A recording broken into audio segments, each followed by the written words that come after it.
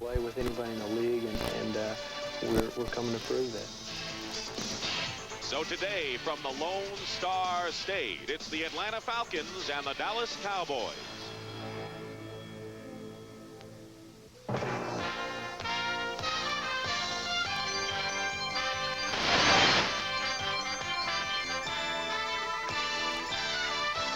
Teams who have not lost yet so far in '86 before a sellout at Texas Stadium in Irving, Texas. The Atlanta Falcons against the Dallas Cowboys on a beautiful afternoon.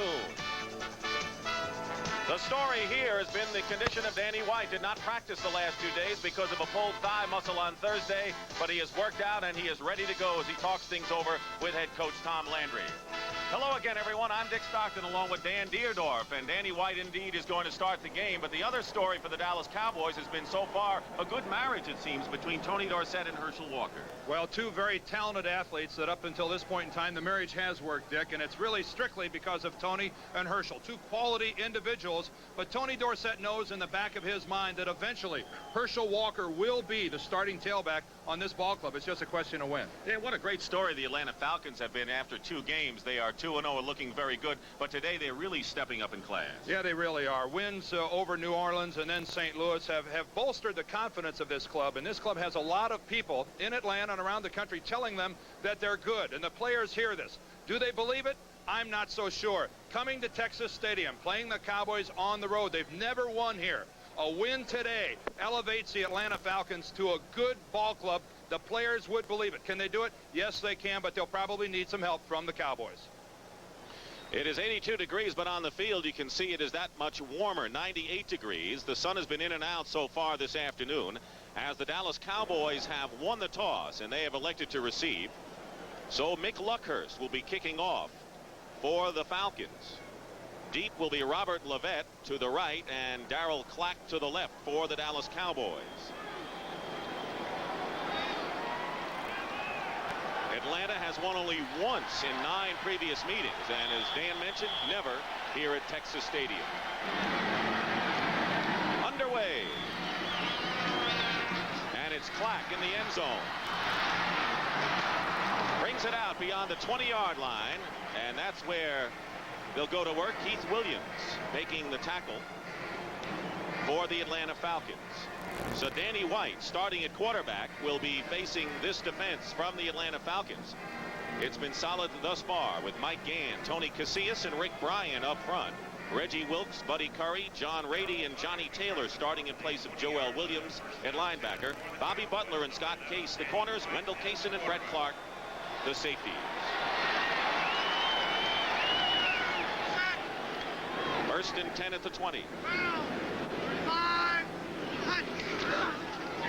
White throwing to Cosby is tight end. Brings it out close to the 28-yard line where the tackle is made by Brett Clark. The rest of the Dallas offense, Tony Dorsett and Timmy Newsome, the backs, Tony Hill and Gordon Banks, who has looked awfully good at wide receiver. Posderick for Richards at left tackle once again. Titensor, Rafferty, Crawford Kerr, Jim Cooper up front, and Cosby, who caught that pass, the tight end. 2 tight ends in there now. It's 2nd and 2 at the 28 for Dallas. Thornton Chandler in there. And here's Dorsett. First down for Tony with a big hole off the right side of the 38-yard line. Bobby Butler makes the tackle, a gain of 10. What a giant hole to the right side of the Cowboy offensive line. Number 61, Jim Cooper. He's working against Mike Gann, and look how he screens him off to the inside. No pursuit from the inside linebacker, and Dorsett, an easy pickup for the first down. The Falcons are one of 5 teams that Dorsett has never gained 100 yards against. It is a 1st and 10 at the 38.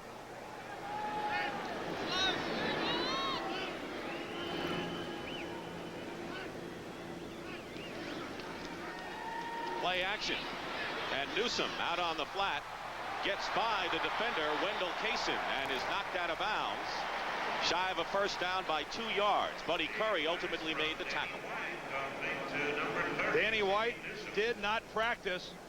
They're seeing if he can throw the ball early. Friday and Saturday he had to lay out. We're going to see a lot of this today, and this is Danny White throwing to his backs. a low percentage pass, but once again, all it takes is a missed tackle, and a 1-yard pass becomes an 8-yard pickup. So the Cowboys have picked up 8 yards on 2 first-down plays. 2nd down and 2. Dorsett changes direction and is tripped up back at the 46-yard line, and good penetration by Rick Ryan, the defensive right end for the Falcons. It really was a question, Dick, where we didn't know until pregame warmups. You hear that all the time from coaches, that we'll make a decision on this player or that player when we see how they look in warmups. Danny White did not practice yesterday, as we said, and for a quarterback, that's highly unusual to then be able to play on Sunday. Steve Pallure, who has never started an NFL regular season game, would have gotten the call. 3rd down and 1 at the 47. On 3rd and 1, White with a deep drop completes the pass to Gordon Banks into Atlanta territory, and a first down again for the Cowboys. At the 46 of Atlanta, Bobby Butler on the stop. To the left of your screen, you're going to see Newsome and Cosby both work upfield. Right at the bottom of the screen, Banks will come in underneath. A fine job of clearing it out by the Cowboys, and that time Gordon Banks singled up, working against Bobby Butler. And Danny White, boy, you'd never know he missed any practice. Banks started 3 years with the USFL and has come on strong here on a thin wide receiving core for the Cowboys. Dorsett out of bounds at the 39 by Wendell Kaysen. Gain of 6 yards for Tony Dorsett, who goes into the game needing 26 yards for 11,000 in his career. And Herschel Walker is making his first appearance in the ball game, and going out of the game is Timmy Newsome. So Walker and Dorsett will be in the backfield. That's really great news for the Falcons. I'm sure they're excited about this.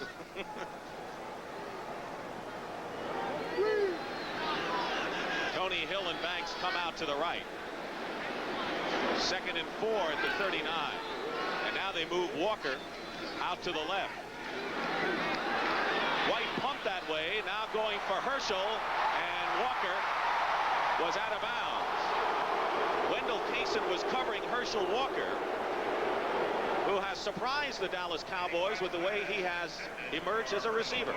Good concentration. 1 foot is in. The second one clearly out. A good call by the official. But again, Herschel Walker surprised everyone, and Paul Hackett told us yesterday his ability to operate out in space is what impressed them. Not just a back coming out of the backfield, but able to line up wide as a wide receiver and run a pattern like that. Not many running backs can pull that off. Newsome is back. Walker is out. 3rd and 4 at the 39-yard line of the Falcons.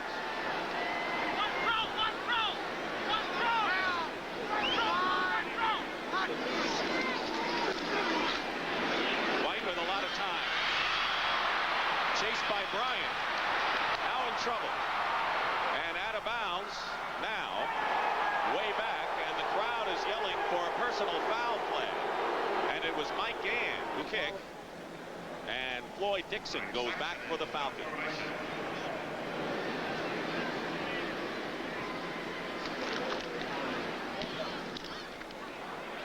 Dixon inside the 10, in trouble, and tackled way back at the 7-yard line by Steve DiAsi. And the Falcons have a long way to go when we come back. Well, this afternoon marks the 2nd time that David Archer have faced the Dallas Cowboys. The first one did not go so well, and today he's looking forward to making amends. I'm very anxious to play against Dallas. Last season, when I've been waiting a long time, and this is a situation where I'm going to come and prove to him that I'm football. But he's starting out on the 7-yard line. The Falcons and the Cowboys no score. Gerald Riggs is the running back. Riggs on the call, and maybe gets a yard or 2. Everson Wall making the tackle as he penetrated nicely. This is the defense that the Dallas Cowboys show. Ed Jones, John Dutton, Randy White, and Jeff Code up front. Mike Hegman, Eugene Lockhart, and Jeff Rohr, the linebackers. Everson Walls, Ron Fellows, Bill Bates, and Michael Downs in the secondary. So for Dave Archer, the top-rated quarterback in the NFL, he told us yesterday flat out, this is the biggest game of my career. 2nd and 9 at the 8-yard line.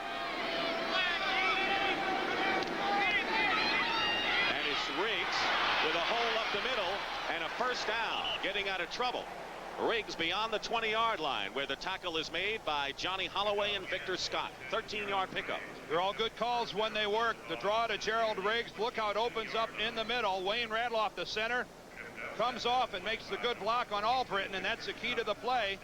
And that's the risk you run when you have a defensive back right up on the line of scrimmage rather than a linebacker. And a great game last year against the Cowboys. 1st and 10 at the 22.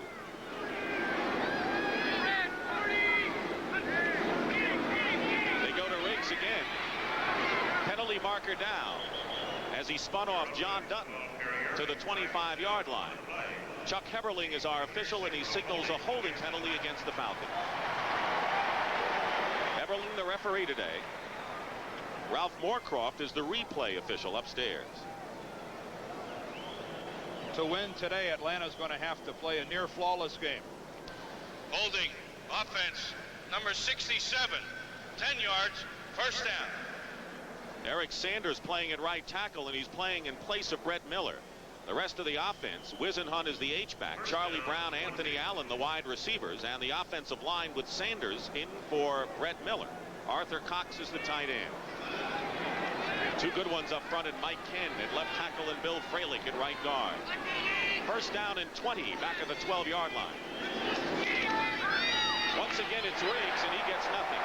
Eugene Lockhart in with the stop, and right now for an NFL Today report, here's Brent Musburger in New York. Well, Dick, here's how the Colts struck.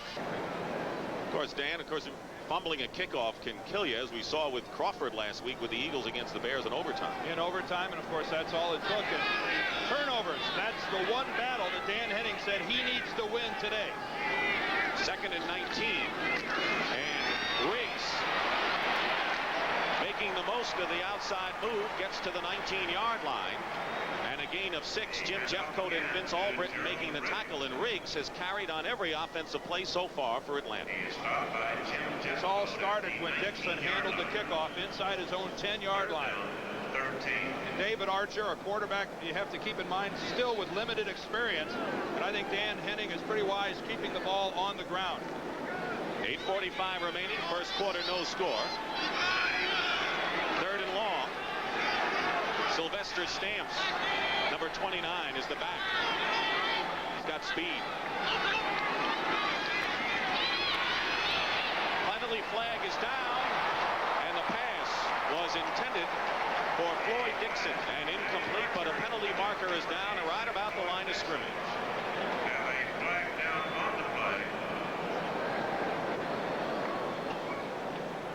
Another penalty against the Falcons, holding before, and Dan Henning doesn't want to see any of this. It'll be 4th down. Yeah, the Cowboys will refuse the penalty and force the Falcons to punt. Number 20 to start the game. Robert Levette is back for the Cowboys. Played his college ball at Georgia Tech.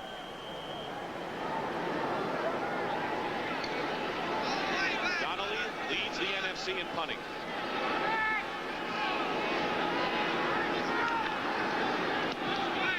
Gets off a good one. Levette back at the 25. And a fine play back at the 25-yard line by Sylvester Stamps. A 55-yard kick by Donnelly. Long and illustrious career, Tom Landry is wearing a headset on the sideline for the Dallas Cowboys because he has a new pass offense coordinator. This was Paul Hackett before the game on the field. He's upstairs right now. And Paul Hackett told us that it's the most flattering thing that's ever happened to me that Tom Landry would put on a headset to communicate with me. But he said, you know what, the best part of it is I get to hear Tom Landry. I get to listen to him talk over and make decisions. Imagine what a learning experience that is for Paul Hackett. And after learning under Bill Walsh, what an education. 1st and 10 at the 26 for the Cowboys. No score. First quarter.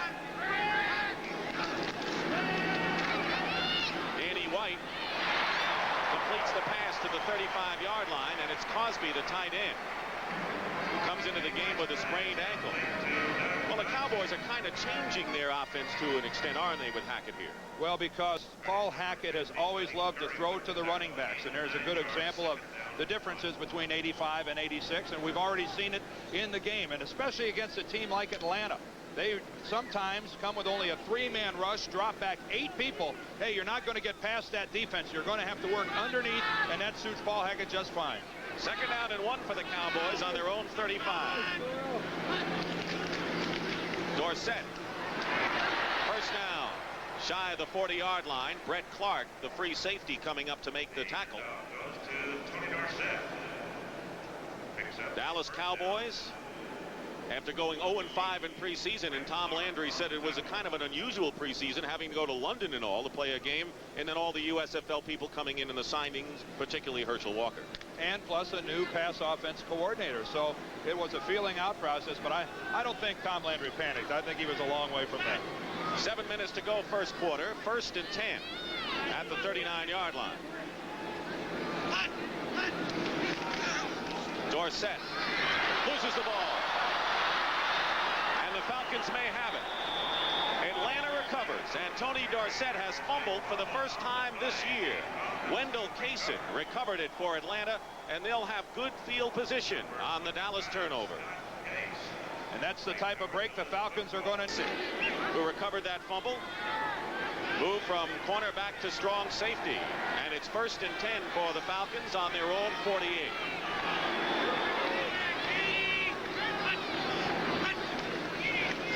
Archer. He's going deep. Charlie Brown just beyond him. Ron Fellows was covering Charlie Brown, and Archer was going for 6 on that play. Boy, Dave Archer knows that if he'd have just choked his motor by about a yard, he'd have had a touchdown to Charlie Brown. But I think the Falcons are doing what they told us they were going to do yesterday, and that is test the Cowboys secondary, particularly Everson Walls and Ron Fellows, the 2 corners. If the Cowboys are going to blitz Archer, they're going to put those 2 corners in single coverage, and Atlanta's not going to be afraid to try it, especially to Charlie Brown. There's a man who fumbled for the Cowboys, waiting for his chance again. 2nd and 10 at the 48. Pass is caught by Floyd Dixon. And Dixon gets inside the 45-yard line, close to a first down, just a bit short. Ron Fellows on the stop. You realize what a good call that is right there. Fellows was burned, even though it wasn't a completion. He knew he got beat. So you know that cushion is going to get about 2 yards bigger. What a perfect time to come back with just a quick slant pattern. Easy completion for the Falcons. Good call. Opposing quarterbacks have used Fellows as a target so far this season. William Andrews has come in the ball game, number 31, coming back from injury. 3rd and 1. Archer on a great play fake. Knocked down by Everson Walls on the pass intended for Keith Williams.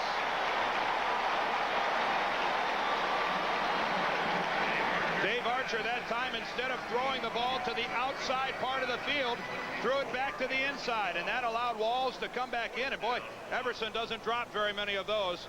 9 times out of 10, that's an interception by Everson Walls. Nope, David, you'd like to have that one back, wouldn't you? That was a terrific fake. Froze everybody, but Walls was there equal to the task. And so on 4th down, Falcons don't make much of their good field position, and Rick Donnelly will be kicking to Robert Levette.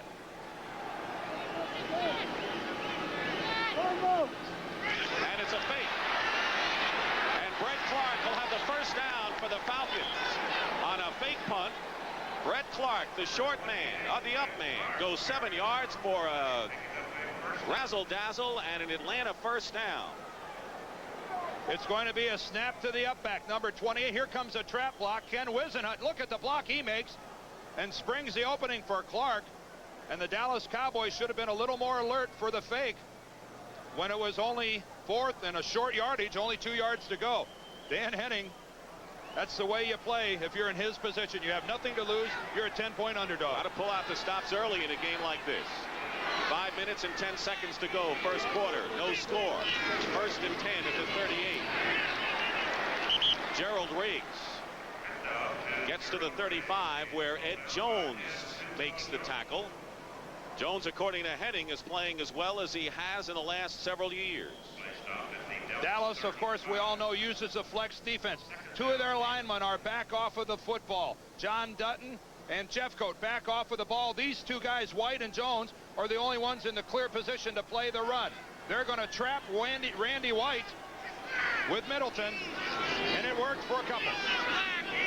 2nd down and 8 at the 35. Riggs in trouble and back up, and a loss of about 4 yards.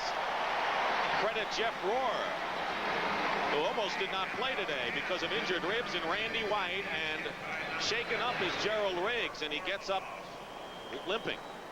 Well, this is not good news for the Falcons if Riggs is going to be out of this game for a while. And he's picked it up and now starts jogging over to the sidelines. Boy, did Rohr do a fine job of getting upfield, beating the lead block, and making the play all by himself. Jeff Rohr, who was questionable before the game, and now Gerald Riggs, he may be questionable for the rest of the game. We'll get a report and pass it along. William Andrews comes in the ball game for him. 3rd and 13. 4 wide receivers for Atlanta. And the 30-second clock may have expired. Check to see if this is a delay of the game call. Offense, 5 yards, 3rd down. That'll set him down to 3rd and 18. Back on the Cowboys 45. And that's really not Dave Archer's fault. The reason the Falcons got a late start was because of how long it took for Gerald Riggs to get off the field. The referees didn't give him a break. They started the 30-second clock a little early.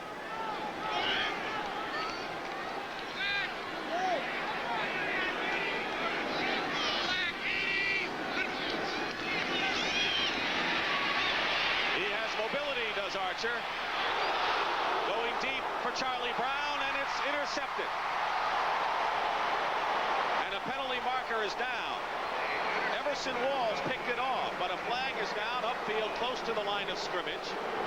We're going to get a personal foul call against the Dallas Cowboys. This is going to negate the interception.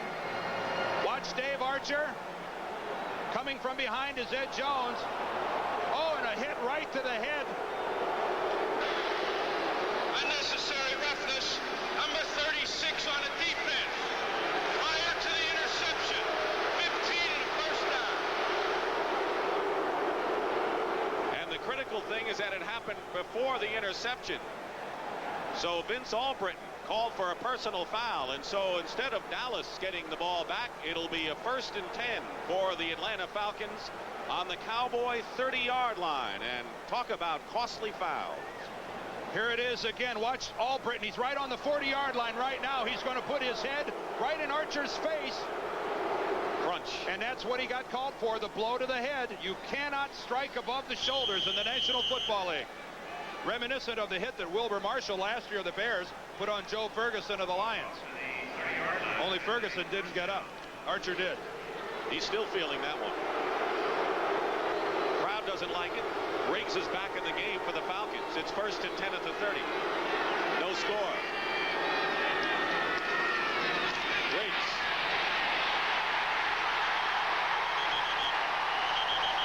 Michael Downs made the first penetration. And Jim Jeffcoat followed suit, and the Cowboy fans didn't take them long to be on their feet, up in arms today. That's about as quick as a free safety can get up into the play, but credit Jeffcoat with the initial upfield surge, and of course he's working against a great one. Maybe the best individual matchup we have on the line of scrimmage today is between Jeffcoat and Mike Ken, a couple of all-pro football players. Brett Miller, who did not start the game, the regular right tackle, is in there now, number 62. 2nd down and 15. The 35. Draw play. Riggs, with a few Cowboys on his back, brings it to the 25, where Bill Bates and Vince Albritton combined to make the tackle. As you look at the time remaining in the 1st quarter, Riggs had lost 10 yards the last 2 carries before that burst. Isn't it funny how it's nothing more really than a game of mistakes? He who makes the fewest mistakes ends up winning a ball game, and the penalty by Albritton that time has negated an interception, and look where the Falcons are at the 25-yard line. It'll be 3rd down and 5, and definite field goal range for Mick Luckhurst.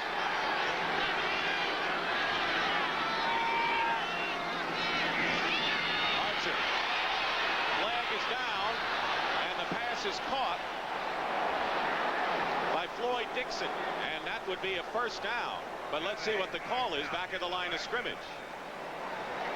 So they're going to nullify that first down because of an Atlanta holding penalty. If you want to see raw power, watch the surge of the defensive line rather of the Cowboys. The Falcon offensive line is going to go flat on its back. And Randy White, look at him pull over the center, Radloff. That's where the call is going to come. That, my friends, is superior work. Radloff took over for the veteran Jeff Manode at center. Third down and 15.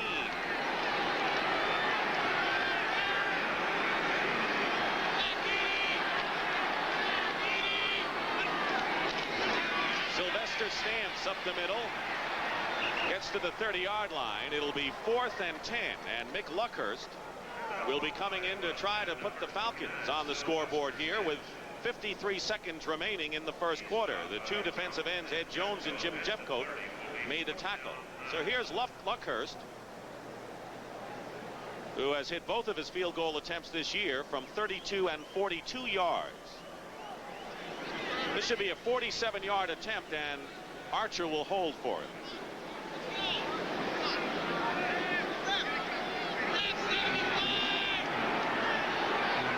From 47 yards.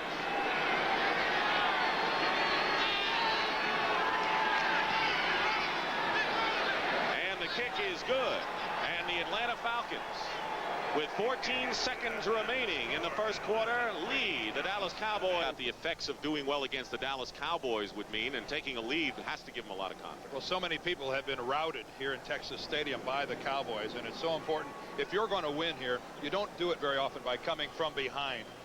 You have to get off to the good early start, and that's what the Falcons have done. Mick Luckhurst will kick off for the Falcons. Darryl Clack and Robert Levette are back. 3-0 in favor of the Falcons. Takes a hop into the end zone, and Levette is going to down it there for a touchback. And the Cowboys will bring it out to the 20-yard line, 1st and 10. We have 8 seconds remaining in the first quarter here at Texas Stadium. Dick Stockton and Dan Deerdorf. Two teams that have come in 2-0. No surprise really for the Cowboys, but certainly for the Falcons.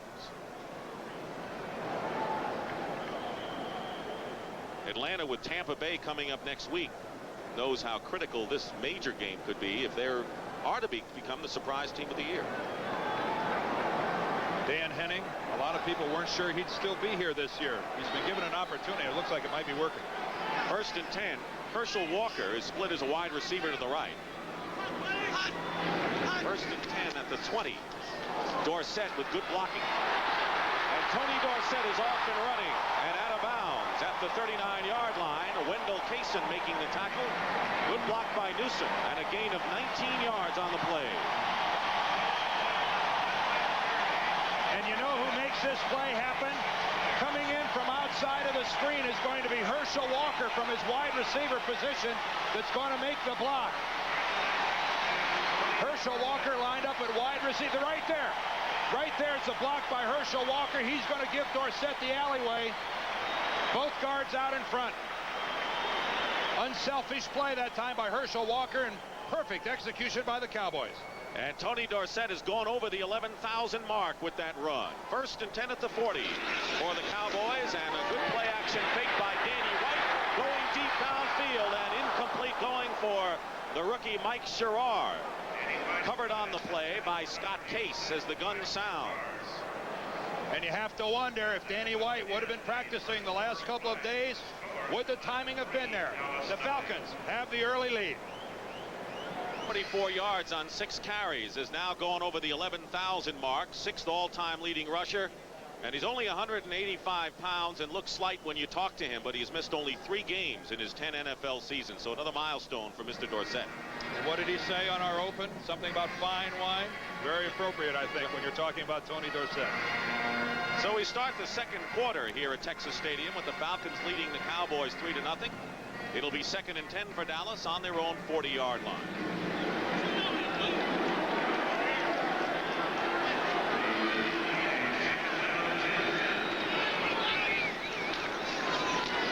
Tony Dorsett with a good move. First down into Falcon territory. Scott Case making the tackle. Doug Cosby with a good block at tight end. Add 12 yards to Tony Dorsett's total. The Falcons know that there are few backs in the league that start one direction like Dorsett, come to a complete stop, and then can bring it all the way back around. But you have to maintain your contain over here. That time the Falcons were guilty of over pursuing. But watch Dorsett come to a complete stop and then reverse his field. I don't know that any back in the game does it better. And how about that shot he puts right there on Scott Case? 1st and 10 at the Atlanta 48. White to Banks. Bobby Butler covering, and a penalty marker is down. Gordon Banks running a square out pattern, and a penalty flag down. Here's Chuck Heverling. Pass interference defense, number 23. First down. It'll give the Cowboys a first down inside the 30-yard line. When you play to the football, you can't play through the receiver. And that time Bobby Butler made his move to the ball when clearly Banks had the positioning on the football, and the official throws the flag. Butler made the error and got flagged for it. That's the 4th penalty against the Falcons for 44 yards, so most of them have been major ones.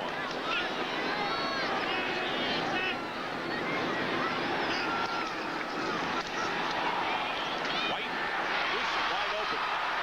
Gets inside the 20 and another first down. And for an NFL Today report, let's join Brent Musburger again and give a cheer for the Wanslets.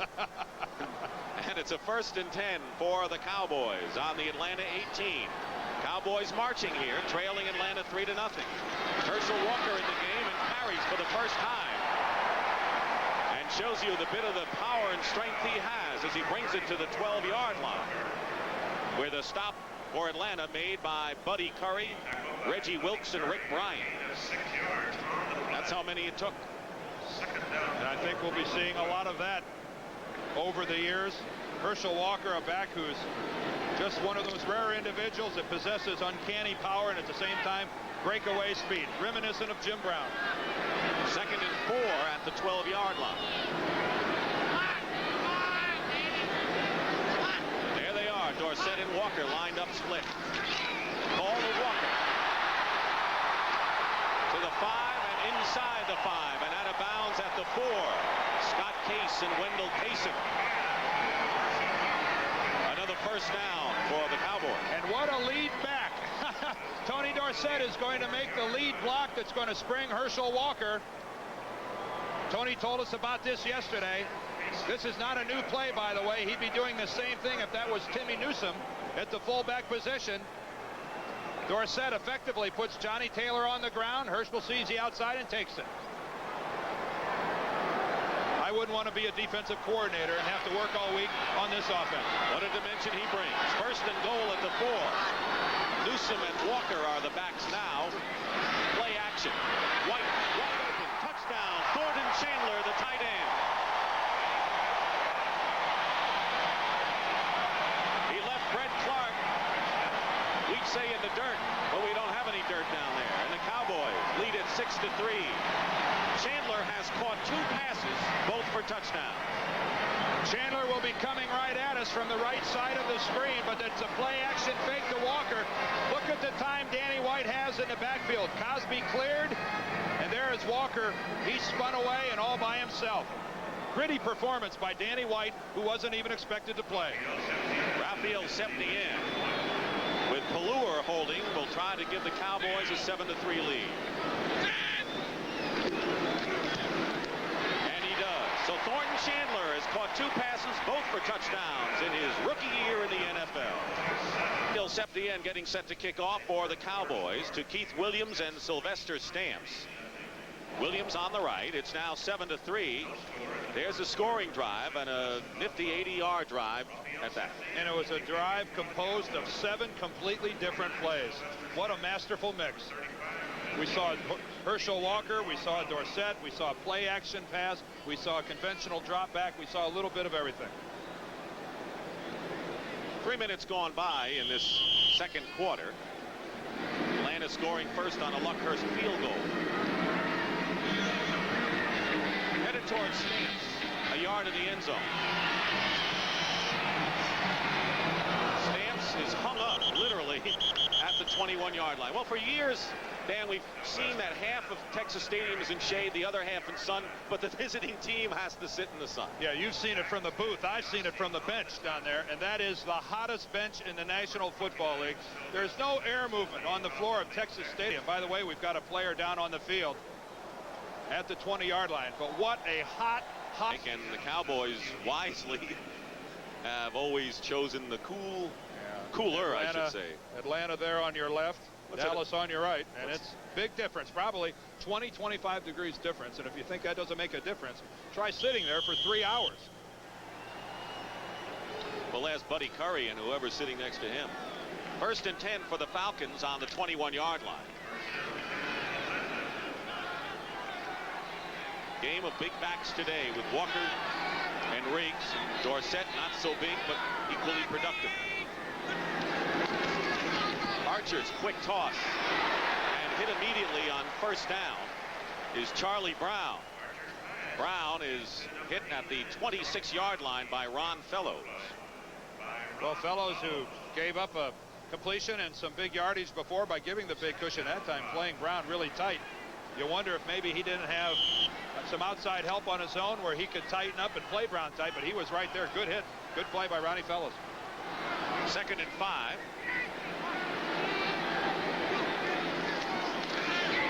Archer gets some pressure, has some space, runs into his own man as he stopped at the 29-yard line. Arthur Cox, guy you don't want to run into at 255 pounds. And Cox that time was coming back, trying to hit Randy White, who was chasing Dave Archer, and instead knocks Archer to the ground. Is there a bigger tight end than Arthur Cox? Well, he's just gigantic. How about both of them? Cox, you know, was 255 last week. This week they list him at 262. His backup Middleton is 252. Boy, they like some girth down there in their Atlanta tight ends. 3rd down and 2, and Archer has got to be shaking the cobwebs away. The ball is at the 29-yard line, and they have both of those tight ends in there now. Gerald Riggs, extra effort might get him the 1st down to the 31-yard line. And it is a 1st down for the Falcons. Jim Jeffcoat making the tackle. Riggs, of course, came in and played the opening game of the year after being a holdout, and he led the NFC in rushing last year. Yeah, only 1,719 yards of an average effort by Gerald Riggs.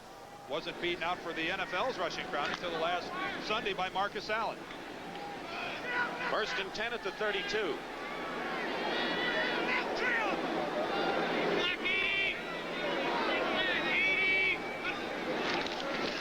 Riggs again to the 35 and dives forward beyond the 40-yard line. Eugene Lockhart knocked him out of bounds. This is a good call by the Atlanta Falcons because Bill Bates is going to come on the blitz. Michael Downs is going to come on the blitz, and Riggs is going to come outside. The Falcons sensing the blitz. Downs at the top, Bates at the bottom. Michael Downs, no, the ball's over here, Michael. There goes Gerald Riggs, and that almost went all the way. That was a good play that time by Eugene Lockhart to keep Riggs from even bigger yardage. 2nd down and 1 at the 41-yard line for Dave Archer.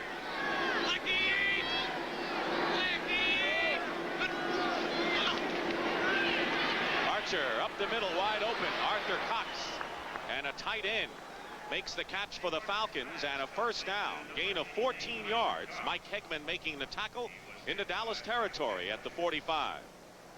I'm so glad I don't have to complain about the play that drives me crazy, and that's having 2nd and a foot and just banging it in off of right guard.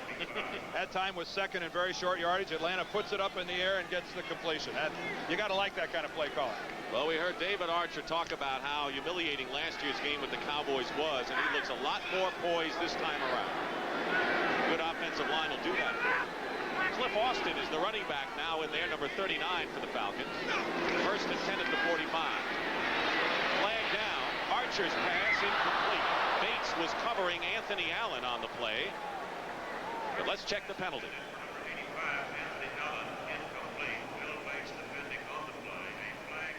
It'll be against Dallas.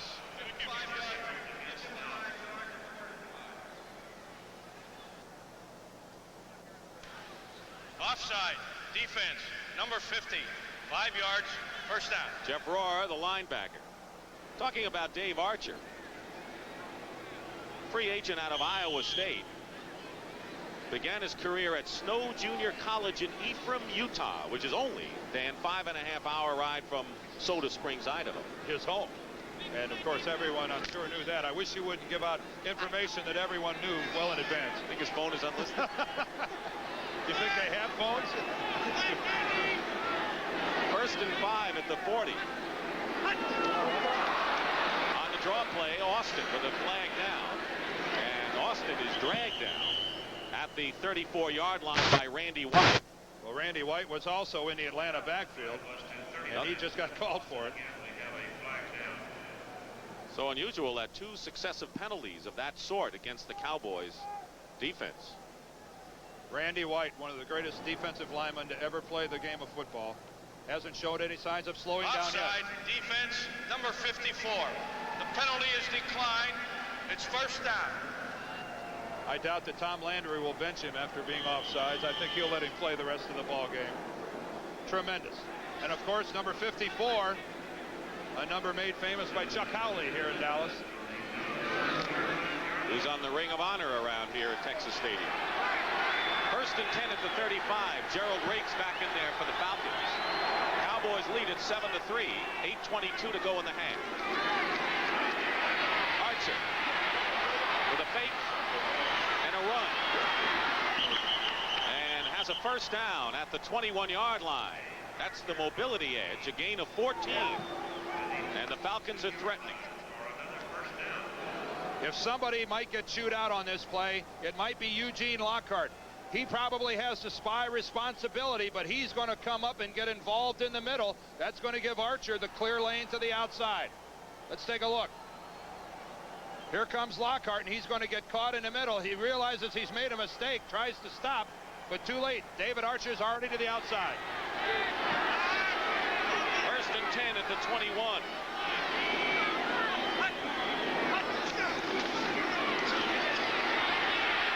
Up the middle to Arthur Cox, who's brought down by Eugene Lockhart, but not before he gets inside the 15-yard line. And Lockhart and Cox exchange a few pleasantries. Well, it's inevitable that there's bad blood between these two teams. In the game in Texas Stadium here a year ago, there was quite a brawl between the Atlanta Falcons and Dallas. It started between Bill Fralick and John Dutton, and it escalated from there.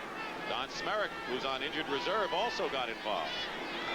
It'll be second down and 2 for Atlanta on the Cowboys 13. Joey Jones, who came from the USFL, is out to the left, number 84.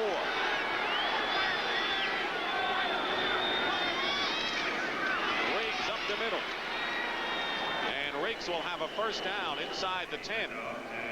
With time remaining in the first half, Jeff Rohr and Ed Jones making the tackle for the Cowboys. The Falcons have made it known that they were going to draft big people. They wanted to build their club around their lines. Their offensive line, Sanders and Miller, the 2 guys that play at right tackle, Fralick, Radloff, Scully, and Ken right now, I think, are taking the Cowboy defensive line off the ball. This drive started on the Falcons 21. First and goal at the 8-yard line. Riggs might have gotten to the 5. Bill Bates coming up from strong safety to make the tackle. One of the ways to go against the flex defense, it's tough to get to the middle linebacker, so you pull your center and have him lead a play to pick up and get a block out in front of Riggs. Let's see how Radloff does on this play. There he is pulling, but a block was missed, and he had to pick up too tall Jones. If he doesn't pull, Jones makes that play in the backfield for a couple-yard loss. The 11th play of the drive coming here. It'll be second and goal at the 6. Radloff over the ball. Archer loops it to Middleton. Flag is down. And Michael Downs. It was broken up by Downs, intended for Ron Middleton, the tight end. This may go against Atlanta. Chuck Everling just hitting the head with a football. But offensive interference against Atlanta. They had the ball at the 6. Let's hear it. Pass interference. Offense. Number 88. 10 yards. Second down. It was Cox, the other huge tight end.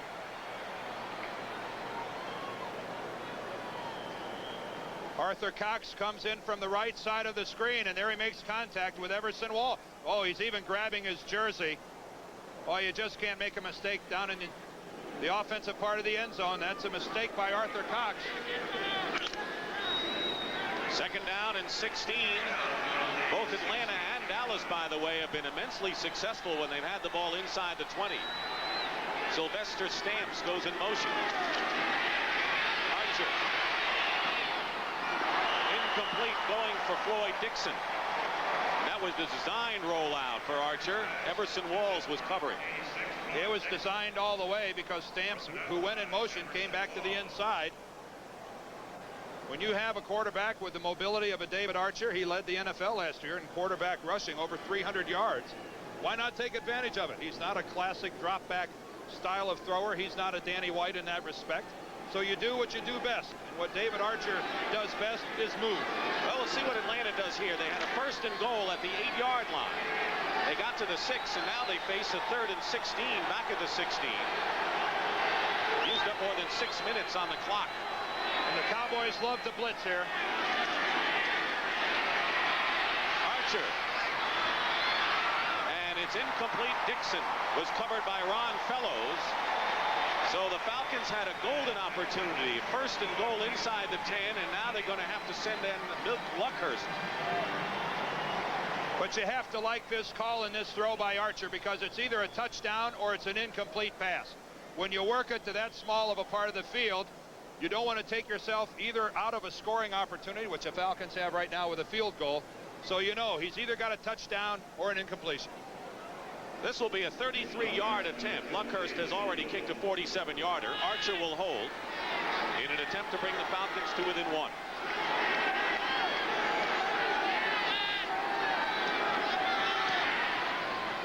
And Luckhurst's kick is good. And with 5:41 remaining in the first half, it's the Dallas Cowboys 7, and the Atlanta foul is quite a challenge, but a lot of disturbing things so far for Dan Henning. Well, they're making mistakes.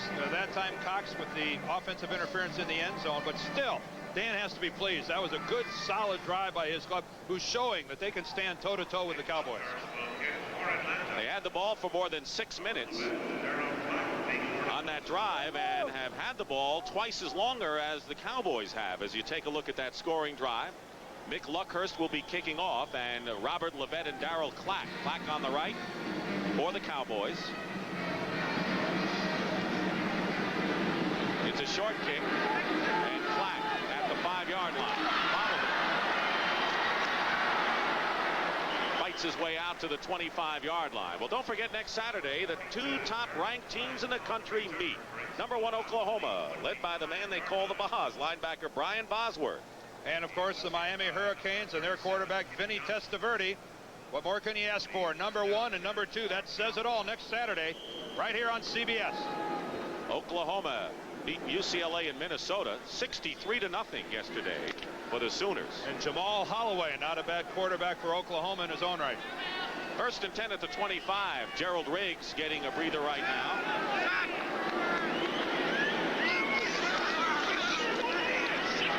Play fake, going for Tony Hill. Incomplete. Scott Case covering on the play. Hill never had possession. Scott Case got stuck with lone single coverage out there on Tony Hill. They came with the blitz. Case has the position there, but got spun all the way back around by Hill making the move to the sidelines, and Tony should have caught this ball. It's right there, but the Case hit is instantaneous and brings it out. Hill and Danny White have developed that rapport that a lot of quarterbacks and receivers have. Yeah, and Paul Hackett talked to us about that there are some things you just can't coach, and they hooked on a touchdown pass against the Giants Monday night that really was improvisation between the two. That comes from being a veteran ball player. Pitch to Dorsett. Little extra effort, brings it out to the 32-yard line where Buddy Curry makes the tackle. Dorsett has gained 64 yards, by the way, Dan, on 8 carries. You've been doing this game in the NFL for a long time, and you've seen Dorsett for years, as have I. Do you ever get over seeing him in the locker room and seeing how slight a man he is, and to see that he runs? He's such a punishing runner for such a small guy. You just want to wrap him up and take him home and say, we'll protect you, Tony. Yeah, he is not a Herschel Walker when it comes to their physical presence. And speaking of Herschel, he's in the game right now at 3rd and 3.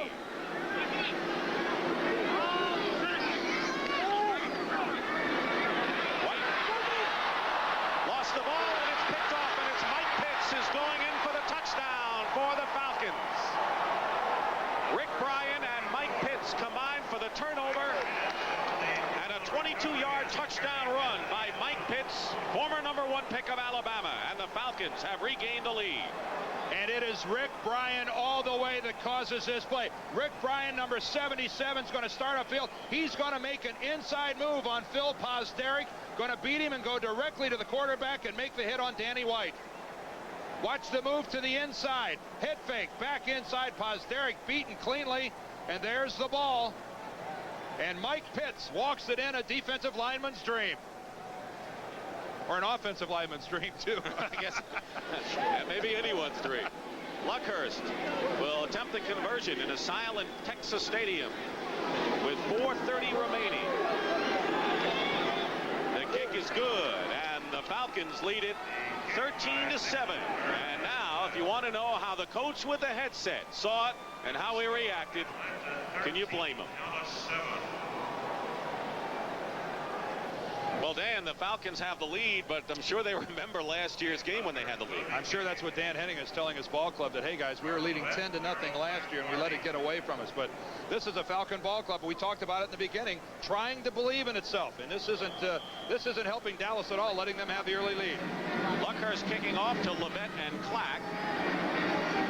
And it's going to be Robert Levette at the 9-yard line.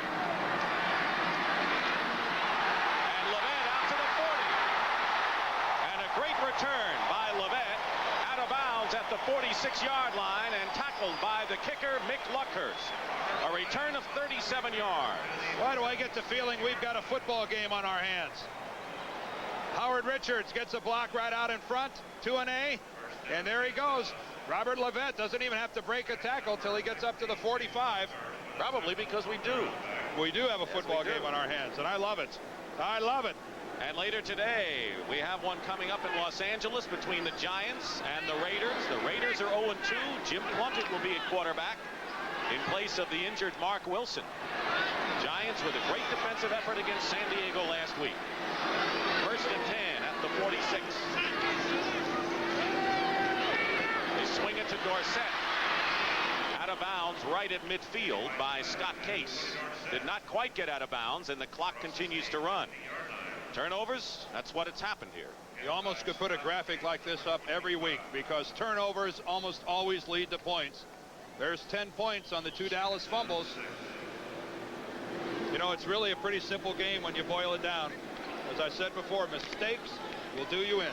Dan Henning said, our offensive line against the Dallas defensive line, and more than anything else, turnovers. 2nd and 5. White to Herschel Walker, who's hit immediately by Reggie Wilkes at the 46-yard line of Atlanta, shy by about 2 yards of first down territory. Sometimes you're not sure if you're watching the Cowboys or watching the 49ers. 2 or 3 people streak downfield, and then the backs make a move underneath to try to get open. That time it was Herschel Walker. In comes Newsome. And out goes Tony Dorsett. So Newsome and Walker make up the backfield for the Cowboys with 3 minutes remaining in the first half. 13-7 Atlanta. In the spread now. White. And a fine catch. Wilkes was going for the ball. And Thornton Chandler, who caught the touchdown pass, has it for a Dallas first down at the 37-yard line. Thornton Chandler working out of the slot position to the bottom left of your screen. It's pretty simple. He just makes a hook, and Wilkes playing him too much to the inside, but that was an extremely well-thrown ball from Danny White. Chandler is the youngest player on the Cowboys squad at 22, a 6th-round pick. And his first catch that didn't go for a touchdown. That's right. You say, what's the problem? 1st and 10 Cowboys on the Falcon 38. 2 minutes and 10 seconds to go in the first half. White going to Chandler again, was double covered and incomplete. Wendell Kaysen and Buddy Curry were both there defending the tight end. Chandler lighting up here at tight end. Look how he gets stopped at the line of scrimmage. 1 hit, 2 hits. A little holding by Buddy Curry didn't help matters. That's where the timing got distorted.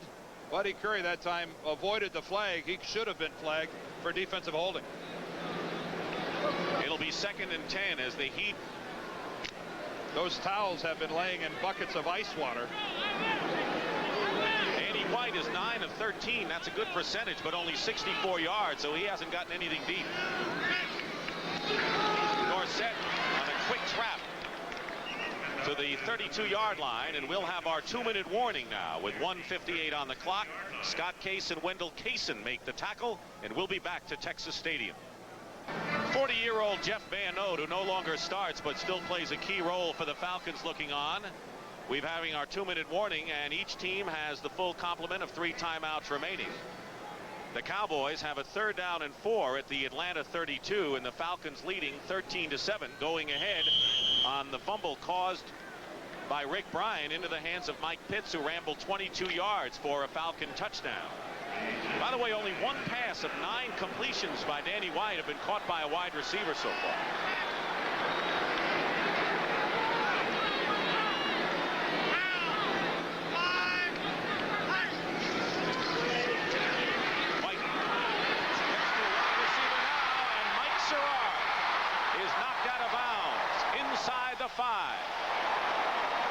So the rookie from UCLA with a 30-yard gain, knocked out of bounds by James Britt. The Cowboys flood this side of the field, and Sherrard is working against David Crudup, number 30. And it's nothing more than a simple sideline pattern. Crudup lost the shoe. Did you see him lose a shoe on his left foot? It flew off, and that caused him to go down. Oh, it's a funny game sometimes, but David Crudup lost the shoe, and Dallas gets the big play. Sherrard not close to starting, according to Paul Hackett. He was a holdout, had some injuries, lost time, looked good on that one, and it's 1st and goal at the 1 for the Cowboys.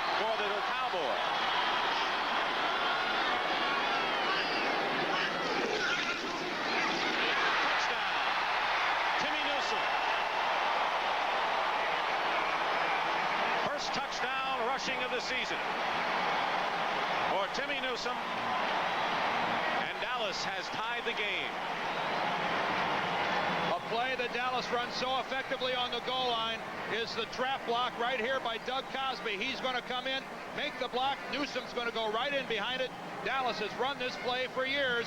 The tight end becomes a guard. There's the trap on Casillas, and it's a walk-in. Timmy Newsome with the touchdown, and now Raphael Septien. In an effort to tie the score, Steve Pallure is holding with 1:47 remaining in the first half.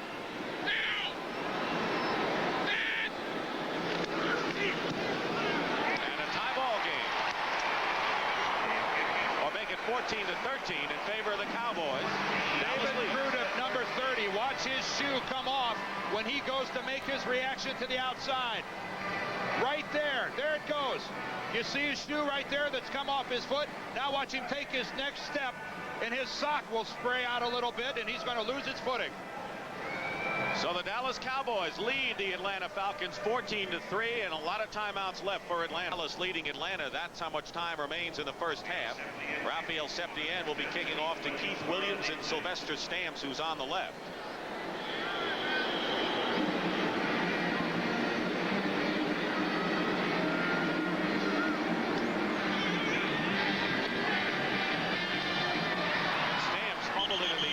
Bobbled it and will set it down there for a touchback. Well, there's the captain.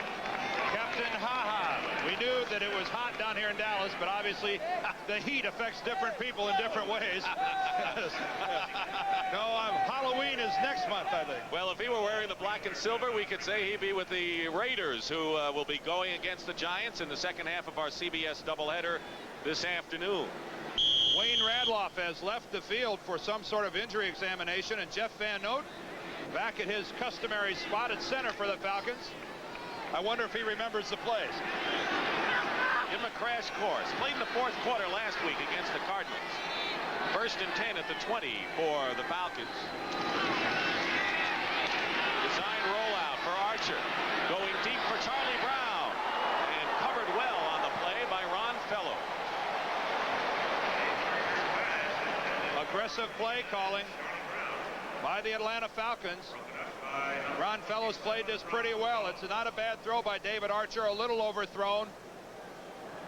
But Ron Fellows, Charlie Brown, stride for stride. But you have to like the call. They're not willing to sit on it and just go to halftime trailing by 1. They'd like more points. Archer is 4 for 10 for only 36 yards. Falcons scored their lone touchdown on a defensive play. And 2 Luckhurst field goals. Second and 10 at the 20. Archer falls down. He might have gotten tripped up. Could it have been Van Note at all? And we may see Dallas take a timeout here. Let's see. The Cowboys should take timeout. Timeout, Dallas, number 1. Let's see if we can find out what happens. New center in the game in Van Note. No, Archer's got the ball cleanly. He may have made contact with his pulling guard, Bill Fralick. We couldn't see exactly, but it was a clean snap from him. 3rd and 14 on the 16-yard line. Archer. Fumble. Loses the ball. Back at the 2. Dallas ball.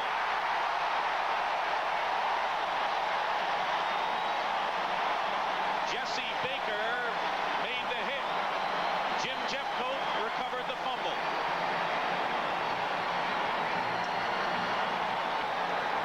Let's take a look at this.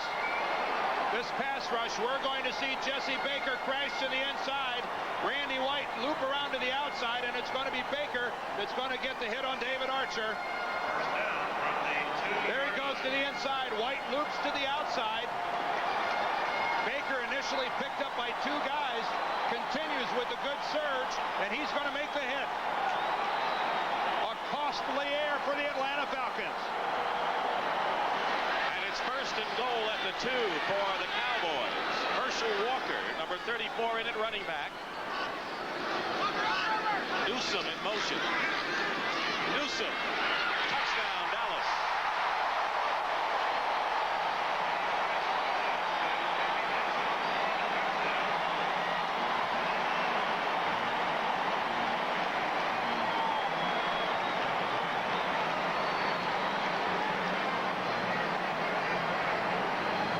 They didn't need all that talking at the sidelines, did they, Landry and White? No. When you only got to go a couple of yards. Timmy Newsome scored on a play last week out of the backfield against Detroit. Here he does it again after the play action to Walker. Wendell Kaysen about 3 steps behind Newsome, not even close. That's about as easy as it comes. And again, Danny White, who wasn't expected to play, playing hurt, playing well. Septien adds the 21st point. And the Cowboys lead the Falcons 21-13 with 1:25 remain. Thinking. Try and get his players to think, oh, it's really not that hot down here. I'm wearing a jacket. I've got to chill. Well, the good news is the Falcons still have 3 timeouts left. Bad news is they've given up 2 touchdowns, and it's 21-13, and Septien will kick it off again. Stamps on the left and Williams on the right.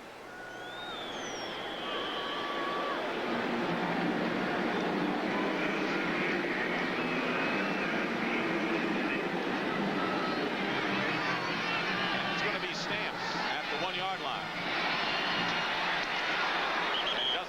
out to the 20-yard line, where the stop is made by Garth Jacks. Coming up at halftime, Brent Will and Ken Stabler with scores and highlights, and feature reporter Ann Butler looks at the issues involved of whether Napoleon McCallum should be allowed to play pro football while serving his naval obligation. That's coming up at halftime in the NFL today. Well, the Cowboys have scored 14 points in the last 22 seconds, and with 1:21 to go, Atlanta starting well in their own territory. David Archer getting hit by Jesse Baker, fumbled the football. We'll have to see how that affects his confidence. I don't know that we'll see anything flamboyant by Atlanta now.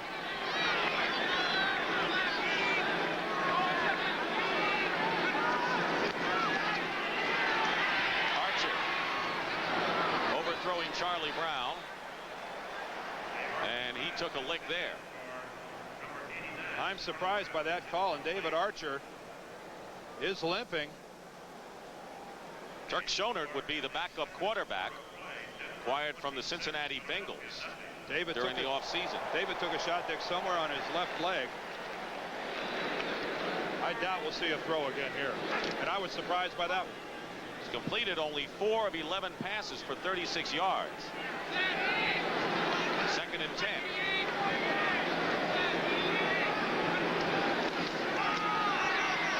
Gerald Riggs. And 3 or 4 Cowboys finally caught up to him at the 21-yard line. Man who made the tackle, Vince Albritton, with help from Johnny Holloway. Under a minute to go in the first half. A lot of scores have been as a result of turnovers. Get some ice on his leg, I would imagine, at halftime. Look at Randy. Boom, right in on the lower leg, and that hurt. And Turk Schonert is warming up just in front of the 37 for the Falcons, who are out of danger right now. 44 seconds remaining in the half. Jesse Baker is coming to the ball game now.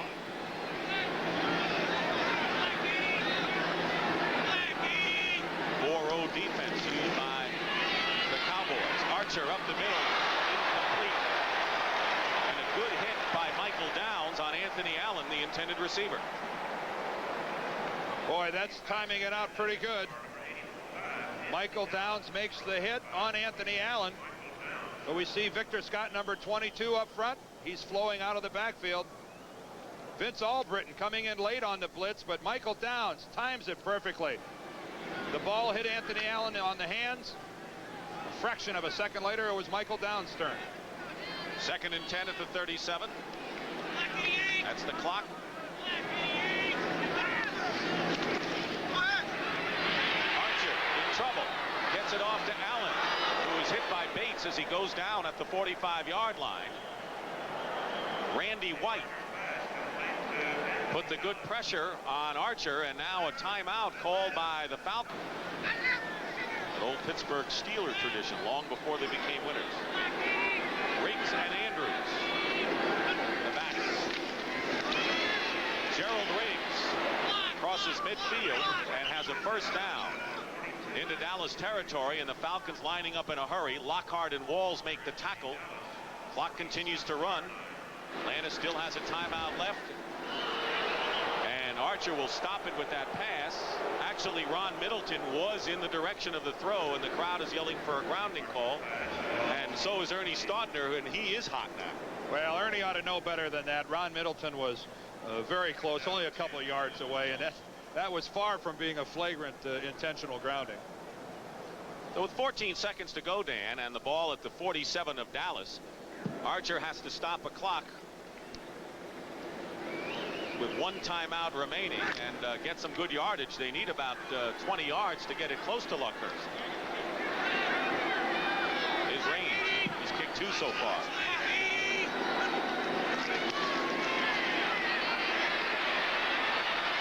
Archer gets to the 40-yard line, make it the 39. Randy White puts the seal on him, and now the Falcons have to use their last timeout with 5 seconds to go and a long way away. Will be from 56 yards, between 56 and 57 when they spot it. He was 1 for 1 from 50 and beyond last year.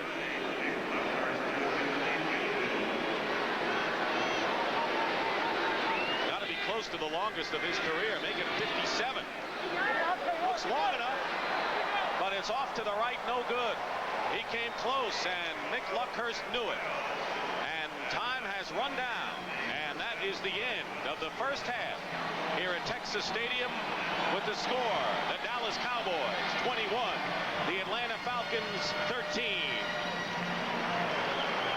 You could hear the sigh go up from the Cowboy crowd. They thought it might be good. Turnovers have been a big factor in this ball game, Dan. Yeah, they've led to 17 points for both of the clubs. 10 for Atlanta on Dallas Ayers, 7 for the Cowboys, but that's 7 for the Cowboys on Dave Archer's fumble. The Atlanta Falcons had the opportunity to go in at halftime trailing by only one, 14-13, 21-13, big difference. Interestingly enough, Danny White, who was questionable coming into this ball game with the pulled thigh muscle, has looked awfully sharp, and Archer has been struggling, and of course a lot of the credit goes to the Dallas defense. Well, they've made a lot of quarterbacks look bad, but now the big task for the Atlanta Falcons is going to be coming from behind, not only at home against the Dallas Cowboys in their own stadium, but against the Heat. It is so hot down on that field. We've got a thermometer, and folks, that's all the farther it goes.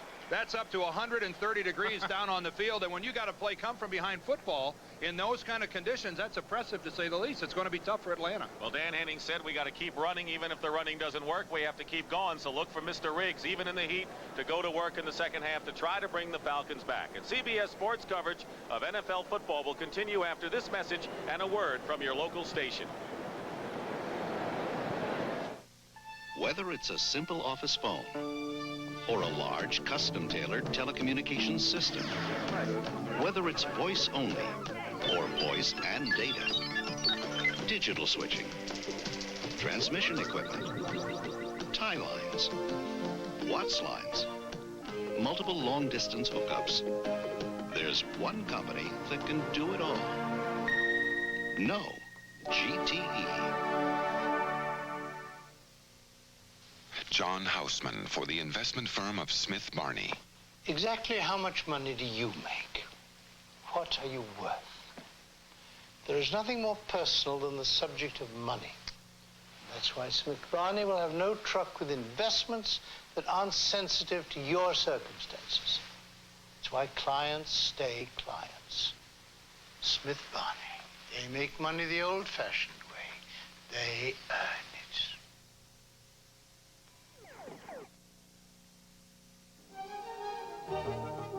Only an Audi is pure Audi. And now it's even easier to experience all the technical innovations, classic design, luxury, and performance an Audi has to offer. For a limited Audi... Quaker State, the big Q stands for quality. Always has, always will. And by GTE. GTE.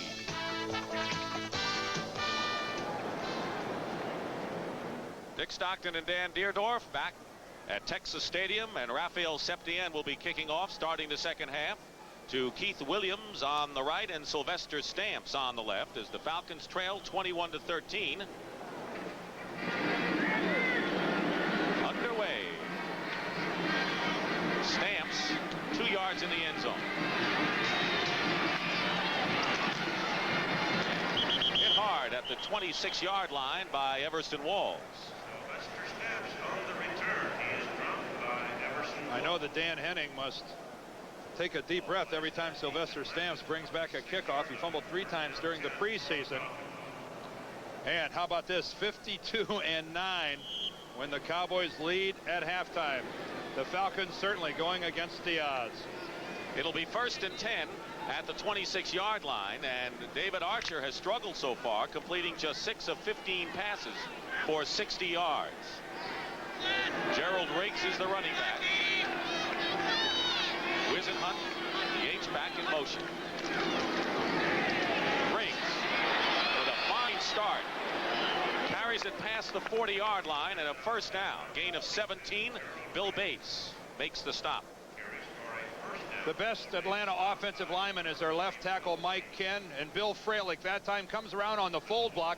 Look how he picks off Eugene Lockhart, puts him on the ground. Gerald Riggs, the beneficiary of some fine blocking, picks up an Atlanta first down. And if they're going to get back in this football game, I think it's going to be on the ground. Bill Fralick, all man.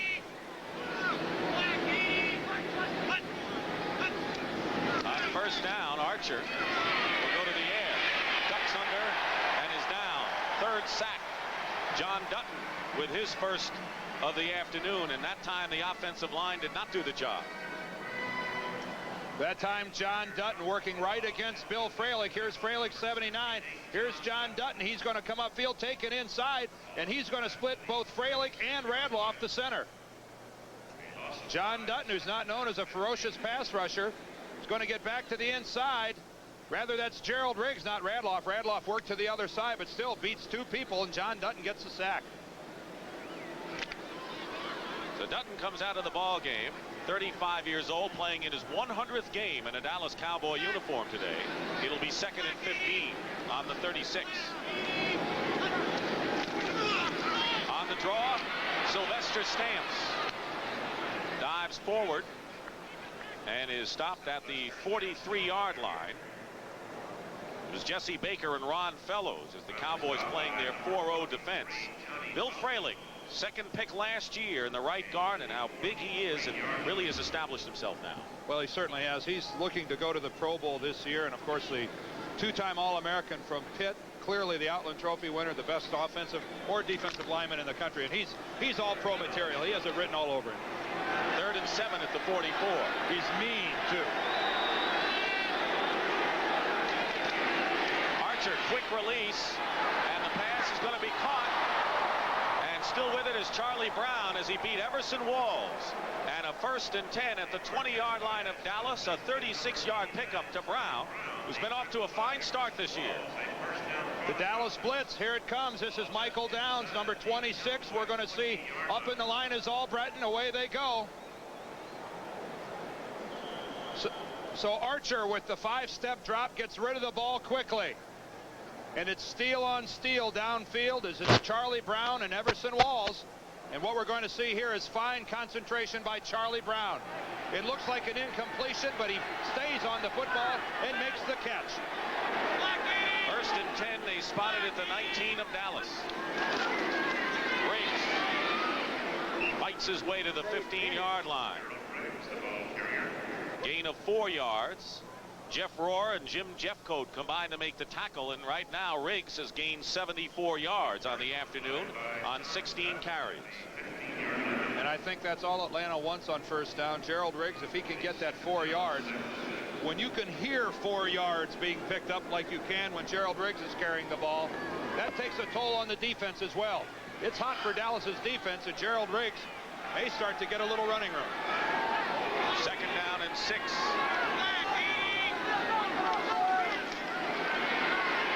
Archer wide open down the middle and a touchdown to Keith Williams. How easy that was for the Atlanta Falcons. 15 yards and a touchdown brings Atlanta back. Keith Williams comes in motion across the play. We've got a flag down on the field, and it's going to come back. Holding against Atlanta will spoil a picture-perfect pass play. Williams was all alone over the middle, but it comes back. Holding, offense, number 61, 10 yards, 2nd down. It was John Scully, the left guard. Let's see if we can spot the hold. John Scully, the left guard, he lines up right here. Let's watch the play and see if we can see the hold. He's working against Randy White. You can see he had his left arm all the way around Randy's midsection. John Scully flagged for the hold. Costly error. Instead of 6 points, it is 2nd down and 16, way back to the 25 for the Falcons, who trail 21-13 to the Cowboys. Archer to the 20 and slides inside the 20-yard line. Will be shy of a first down by about 7 yards. And a 3rd down situation coming up for Dan Henning. There's an example of the quarterback. When you go into that hook slide, they spot the ball where you first go into it. not how far you slide. The quarterback wanted to be protected, so they say, okay, go into your slide, but if you slide for 5 yards without being touched, it comes back to where it started. So as a result of that, Dan, it's 3rd down and 9 at the 18-yard line.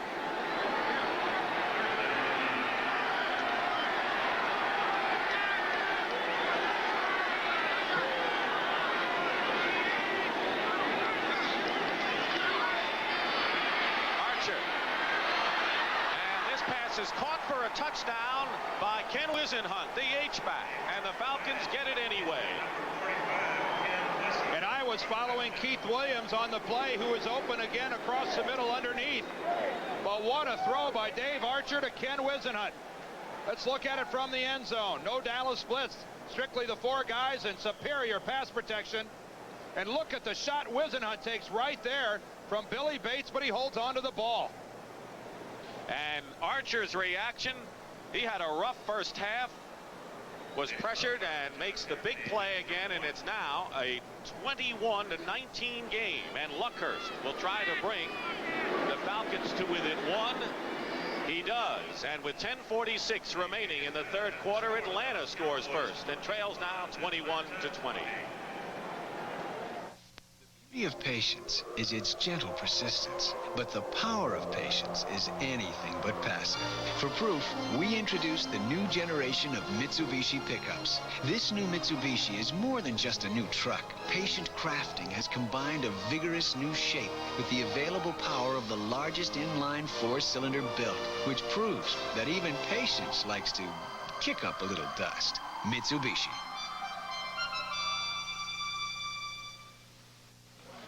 Welcome to the Silver Bullet, home of a cold Coors Light. Rob, do you work out? Yeah, I belong to a club. Here's your Coors Light. Yeah, I'm thinking about joining a club, but can't seem to find a good enough reason. I mean, is a flat stomach a good enough reason? Nope. Building up my endurance? Nope. Big muscles? No. See the club, Rob? Yeah. Oh! What's the name of that club? There's no slowing down Rob? With the Silver Bullet tonight. This man is not a company president. He's not a vice president. They're waiting for you. While his face is well known to everyone from the security guard to the summer intern, his name doesn't appear on the company phone list. Yet he controls the productivity of this office, down to the last sheet of paper. And we think that's a serious problem. Because business should depend on a copier that works, not a repairman. Rico, copiers built to work and work and work.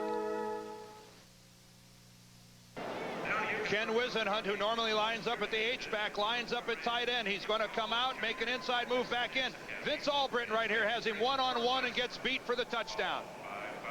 Watch Albritton. Right there you can see Albritton is already a step behind. And Ken Wisenhunt, and a beautifully thrown ball by Dave Archer, who threw 2 touchdown passes on 1 drive. And his first NFL touchdown for Ken Wisenhunt, who was a backup to Cliff Benson, who was released. Former quarterback at Georgia Tech, who once guided the Yellow Jackets to a 3-3 tie against Notre Dame. Ken Wisenhunt.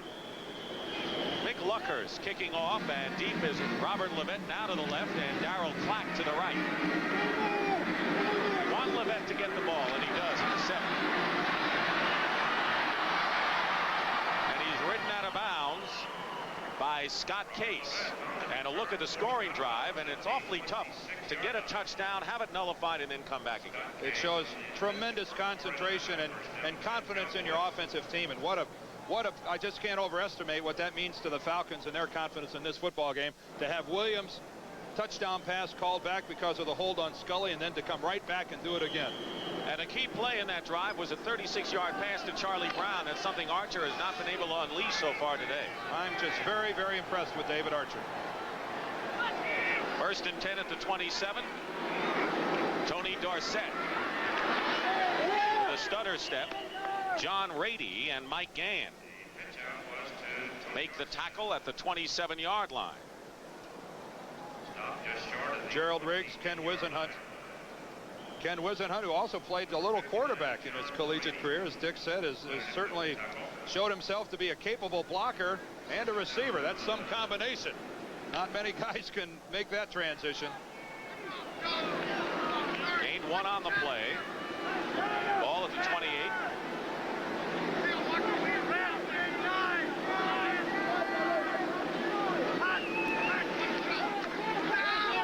Short drop, interception. Bobby Butler, touchdown Atlanta. No flags. And the Falcons have scored their second touchdown today by the defense. 33-yard return of an interception by Bobby Butler. And the Falcons have taken the lead again. And you could see that coming a mile away. The Cowboys, 2 wide receivers to the near side of the field. We're going to downfield, and I think this is Banks going to come to the outside. And watch Bobby Butler. When he comes, he's going to read it perfectly. He's already making the break, sensing the throw. Danny White throws it right to Bobby Butler. You could see it coming. Luckhurst with the conversion. And the kick is good. And with 9:46 to go in the third quarter, the Falcons lead it 27-21. Bobby Butler is the latest Atlanta hero. Gordon Banks right here is waiting for the hill. He's going to wait for Tony to clear. Bobby Butler is with him one-on-one. He's going to read it, and he's even going to get to the outside of Banks before the ball is thrown. Danny White, you have to wonder why he didn't see that and pull up. Already Butler with the outside position. Boy, a quarterback's nightmare. Bobby Butler, the only Falcon in the same position he played last year, left cornerback.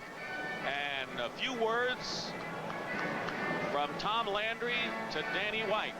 And for Bobby Butler, in his 6-year career, his first touchdown. 33 yards. And one they'll always remember. And the Falcons lead it 27-21. What a football game. This is excellent. 2 teams 2-0 coming in. No one thought Atlanta would be in this condition, even though they had played New Orleans and St. Louis. Falcons were 4-12 last year and already have won half of that amount coming into this game. And once again, the turnovers and takeaways. 3 takeaways. They're mounting to 17 points, and Dallas got a touchdown ultimately after a turnover by Atlanta. Kickoff, Levesque at the 10-yard line.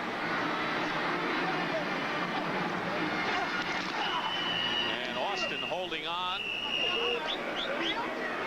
Brett Clark making the tackle. Coming up next, it'll be the New York Giants against the LA Raiders. And of course, the Giants, looking at this game in the NFC East race, need to win against the tough Raiders, who have lost 2 tough ones so far. Bet they haven't. And Dick, I'm a little surprised as they boo Danny White when he's brought out on the football field. I have a tough time going along with that. He didn't even practice the last 2 days, and usually you don't even play if that happens. Ball's at the 24, 1st and 10 Dallas. And a timeout has been called by, I believe, by the Falcons. The preliminary signal. Timeout, Atlanta. Atlanta has scored 14 points in 1 minute of playing time in the third quarter to have the lead. Dawn at the track, where speed and heat work relentlessly to break down motor oil. This is where we put Quaker State Motor Oil to the ultimate test. This is our laboratory, where we make sure Quaker State measures up to our standards and yours. Because people who care about their cars don't cut corners on quality. Quaker State, the big Q stands for quality. Yeah, I know I need life insurance, but I hate spending money on something I hope I'll never use and won't be around to enjoy if it ever is used. Leave it to the good hands, people. Allstate has life insurance that pays you for living. Allstate Universal Life. It protects your family if you die, and it can provide competitive earnings for your retirement. So, my family's set if I'm gone, and I'm in the money if I stick around. I think I'll stick around. You're in good hands with Allstate. A member of the Sears Financial Network. Practice. Practice till it can't get any smoother. That's what it takes to be the best in your class. But when you finally got it all together, when your heart and your hands won everybody over, there's nothing sweeter. Wild Irish Rose knows that feeling. We've been the best in our class for over 30 years. Pick the winner, pick the rose, pick the one everybody knows. Number 1 ranked Oklahoma has a devastating defense. Number 2 ranked Miami fields a defense-defying aerial attack. The 2 top teams in the nation next Saturday on CBS Sports. First and 10 at the 24 for the Cowboys.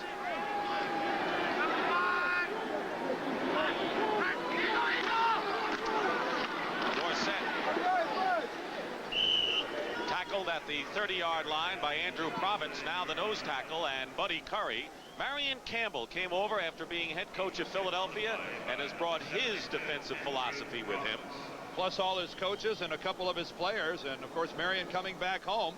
He brought his entire defensive staff, as he told us he didn't want to be in a position to spend a lot of his time coaching the coaches. Let's coach the players, and of course he brought both his outside linebackers along as well. Reggie Wilkes has played today. Joel Williams has not. Johnny Taylor has been in there. 2nd and 5. White flushed on the pocket. And Sherrard's going to be called, I think, for offensive pass interference. He was all over the back of Bobby Butler. And I think that's a good play by Mike Sherrard, because that was going to be intercepted again. If it goes against Sherrard, it's going to be because he sees how underthrown the ball is. He grabs Butler from behind, and Mike Sherrard, I think, will gladly take the penalty rather than the interception. He was the guy that the Dallas Cowboys traded up to draft in the first round ahead of the Giants, who wanted a wide receiver and looked very closely at Sherrard from UCLA. Pass interference, offense, number 86. 10 yards, 2nd down. It's not often you commit a penalty, but when you go back to your huddle, your quarterback says thank you. That should have been the case right there. Danny White to Mike Sherrard. So instead of another turnover and the Falcons threatening again, it'll be 2nd down and 15 for Danny White, and the Cowboys back on their own 19-yard line. He couldn't even set up yesterday and the day before, and Tom Landry says if he can't set up, he's out of business, and he's come in there and has looked awfully good, save for that interception. Dorsett on the pitch. And Tony brings it out to the 24-yard line, close to the 25, and the tackles by Scott Case and Andrew Province. Province is in for Casillas, the rookie at nose tackle. We're seeing Dallas work to the left side, and they're working against Johnny Taylor, this linebacker. Watch how soft he plays. Timmy Newsom's going to come up with a lead block. This is a linebacker. He's got to be up on the line of scrimmage. Newsom's going to get into him, take him clear to the outside. You can't have an outside linebacker playing 7 yards off the ball like that. Herschel Walker in the ball game now. 3rd and 9 at the 25. White up the middle, complete to Gordon Banks, and a turnover. Or did the whistle blow? And the whistle had blown, and Banks is down at the 40-yard line.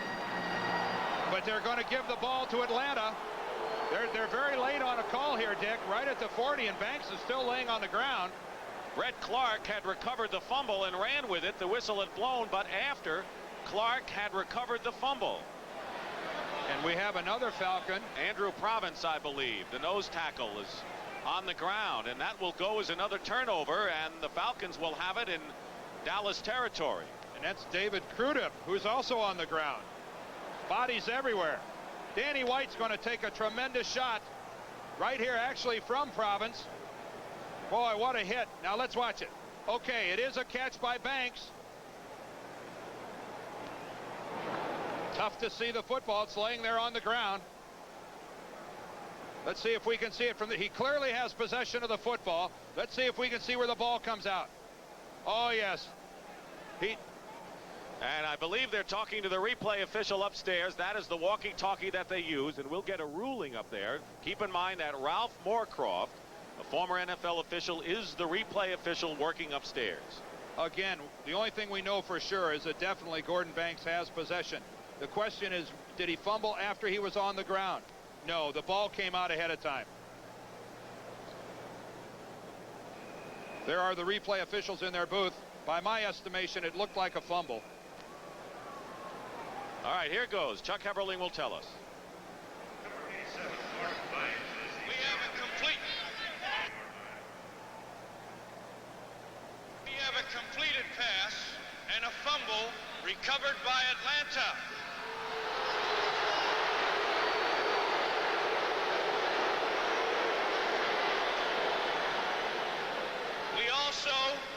We also have an inadvertent whistle. It is Atlanta's ball, 1st and 10. Crudup on the hit, Brett Clark on the recovery. In other words, Brett Clark should have been able to get up and run, but the official blew the whistle, stopped the play, and cost Atlanta a touchdown. He certainly did. Banks is up, but the Atlanta player Crudup, who made the hit on Banks, is still on the ground. But if there's an inadvertent whistle, and you're right, Dan, that meant that Clark could have picked it up and run for a touchdown, and that was all called back. Well, there was confusion by the official who was right on the spot. He wasn't sure if it was a fumble or not, so he blew a whistle, stopped the play. But when you saw the ball come out, it did come right to Brett Clark, and of course Banks did make contact with him, so he can get up. This is the NFL. He can get up and go with the football. But meanwhile, David Crudup still down on the ground. What a violent collision. And the 4th turnover of the game by the Dallas Cowboys, and Atlanta will have the ball in Dallas territory and the lead when we come back. AT&T is in consumer marketing. Burger King serves over 4 million people every day. And every night, they use AT&T Watts to collect clear, accurate data from their restaurants all over the country. So they always know what's selling. Is Burger King keeping their customers happy? With AT&T Watts, the data is very clear. Talk with us. AT&T, the right choice.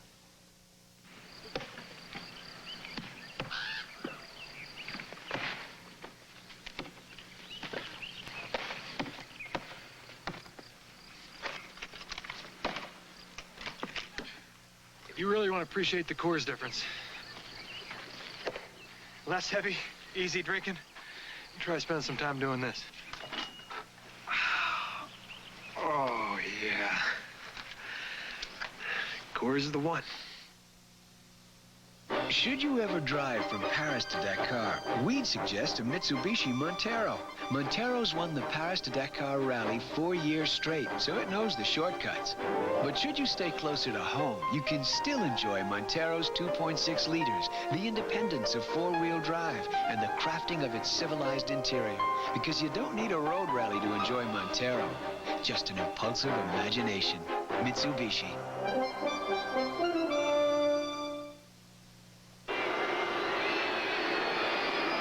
First and 10 for the Falcons on the Dallas 40-yard line. Archer running with it and slides down at the 35-yard line.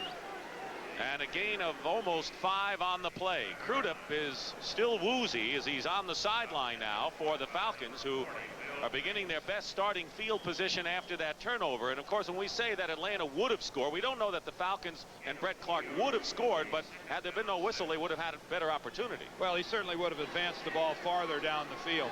There's no question of that. He would have had to go through the entire Cowboy team to get to the end zone. Certainly not a given. Gordon Banks was hit in the head. They say he's doubtful of returning. Jesse Penn, linebacker for the Cowboys, has a jammed neck and he will not return to the game. And meanwhile, Atlanta has called a timeout, and that is the second one that they've called in the second half. They only have one left. And of course, Gordon Banks leaving the game for Dallas, who only has 3 wide receivers to begin with, now drops them down to only having Tony Hill and Mike Sherrard and Reggie Collier, who's really a quarterback, who now is put in the position, Dick, of being their 3rd wide receiver. Well, we expect a whale of a matchup, Dan, next Saturday at 3:30 Eastern on CBS, when the #1 ranked Oklahoma Sooners tangle against the Miami Hurricanes, ranked #2. It's the wishbone and the pro-style offense. 2 teams that couldn't be farther apart, and Heisman Trophy candidate Vinny Testaverde will lead the Hurricanes. They'll put it in the air. Oklahoma keep it on the ground. And I think, without question, easily the best matchup of the early season, and maybe before it's all over, the best matchup of the entire year. Well, you'd have to have two teams tied for number one to have a better matchup than that. Archer coming back after talking things over with Dan Henning. 7 minutes, 14 seconds remaining in the third quarter. The Falcons, who scored 2 touchdowns in a 1-minute span in this third quarter, have forged a 27-21 lead over the Cowboys. And as we said, Atlanta left with only 1 timeout. That can leave them in a bind if they're trailing at the end of this thing. 2nd down and 6 at the 36 of the Cowboys.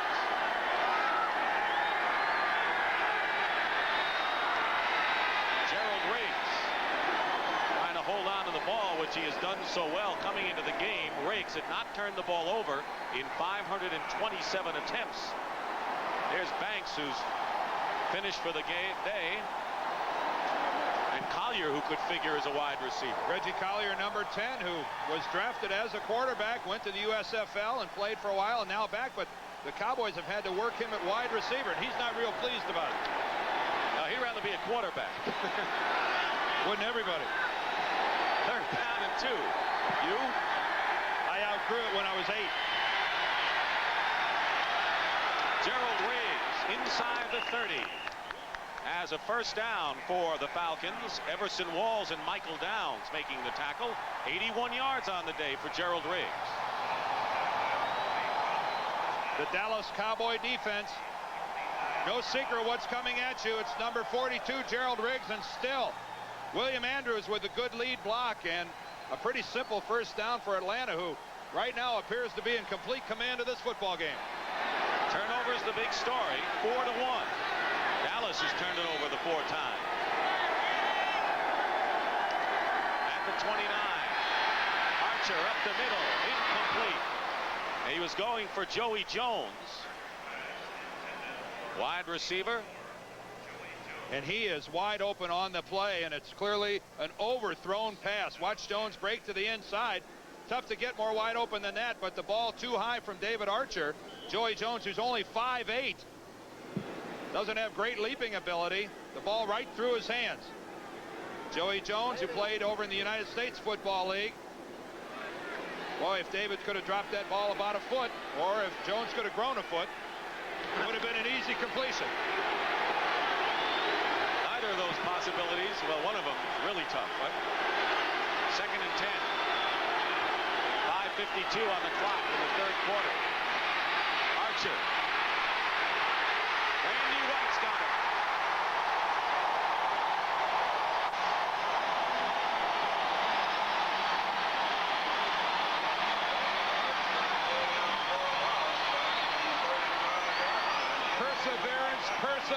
Perseverance. Randy White, watch him with the upfield play. He doesn't get open right away. He's got to fight off people. There he is hitting Scully. He hits Baker, his own guy.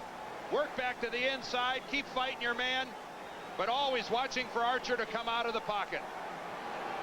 Boy, that's good hustle, good hard work by Randy White. They're saving him a pedestal in the Hall of Fame.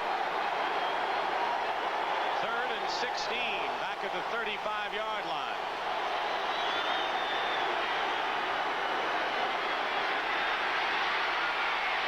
Archer going deep for Charlie Brown. And covered on the play by Everson Walls.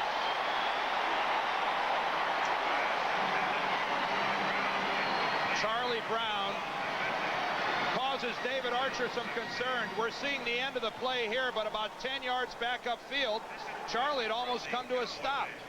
I don't know where he thought David Archer was going with the football, but Charlie, who's running with Everson Walls, came to a stop back up about the 20-yard line, and you can see he's pretty upset with himself. He knows he made a bad mistake.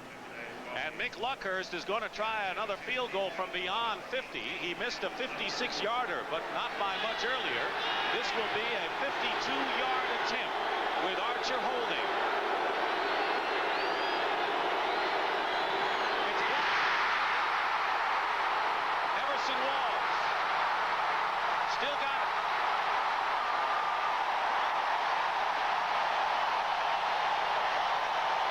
And Michael Downs blocked it. The Cowboys are in good position here.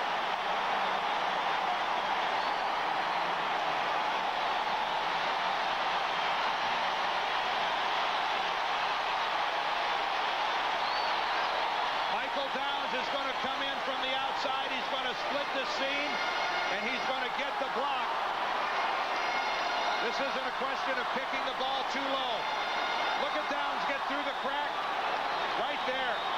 Luckhurst got the ball up in there in plenty of time. Poor blocking and a big play by Michael Downs. Walls ran it back 17 yards, and Archer was forced to make the tackle, and it's 1st and 10 Cowboys on the Falcon 35. White, he's in trouble. Dumps it off to Dorsett, and ridden out of bounds by Bobby Butler. Out of bounds at the 35-yard line. Johnny Taylor with good penetration on Danny White. Mike Gann certainly upset about something. Defensive end for the Falcons is screaming at Chuck Eberling, the referee. Can only assume he thought he was held. But Danny White that time doing just enough, moving around just enough in the backfield to buy a little extra time, and got rid of it to Dorsett right before Johnny Taylor got him. There's Mike Gann. Keep an eye on him, see if he makes something happen. 2nd and 10 at the 35.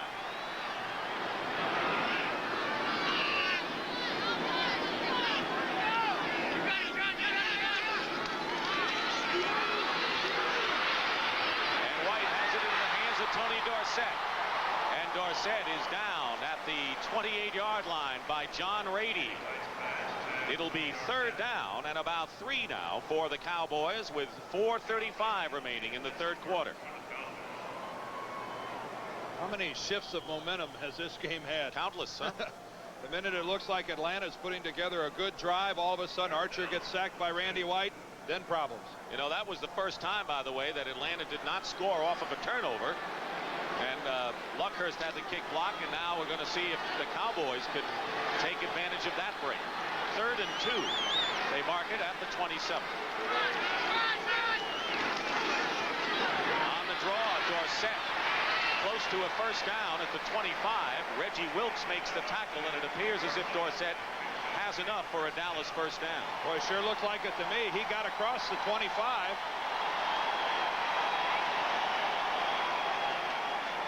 And he does pick up the 1st down. Let's look at Mike Gann, number 76. See how he makes a block or makes a play here. Boy, does he gets buried by Crawford Kerr, the right guard who blocked out on Mike Gann and put him flat on his back. He didn't see that one coming. He dumped Lomax for a safety last week. Cowboys with their first down of this 2nd half at the 24 of Atlanta. Give it to Dorsett again. And a couple. Wilkes is there. Same type of move that Tony used in the 1st half. Made a couple of big plays, coming to a complete stop and going to the backside, but that time Atlanta stayed home and was there only a yard. We're at Texas Stadium in Irving, Texas, in a wild affair between a pair of 2-0 teams, Atlanta and Dallas. Dick Stockton and Dan Deerdorf. We have had 5 turnovers in the game, 6 sacks, and some exciting plays by the defense, and we have a lot of time remaining. We're in the 3rd quarter. Dallas threatening. 2nd and 9 on the Falcon 23. Dorsett.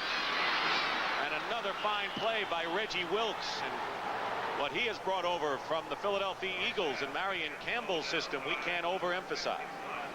Atlanta only gave up a 7th rounder for Reggie Wilkes. Marion Campbell calls him his coach on the field. As we hear a little noise in the background as Herschel Walker checks in. But that time Reggie Wilkes with a fine open field tackle. And then a little talking to the Cowboy bench, saying hello to some friends over there, I'm sure. Less than 2.5 remaining in the 3rd quarter. It'll be 3rd down and 12 with Walker, as you saw in there.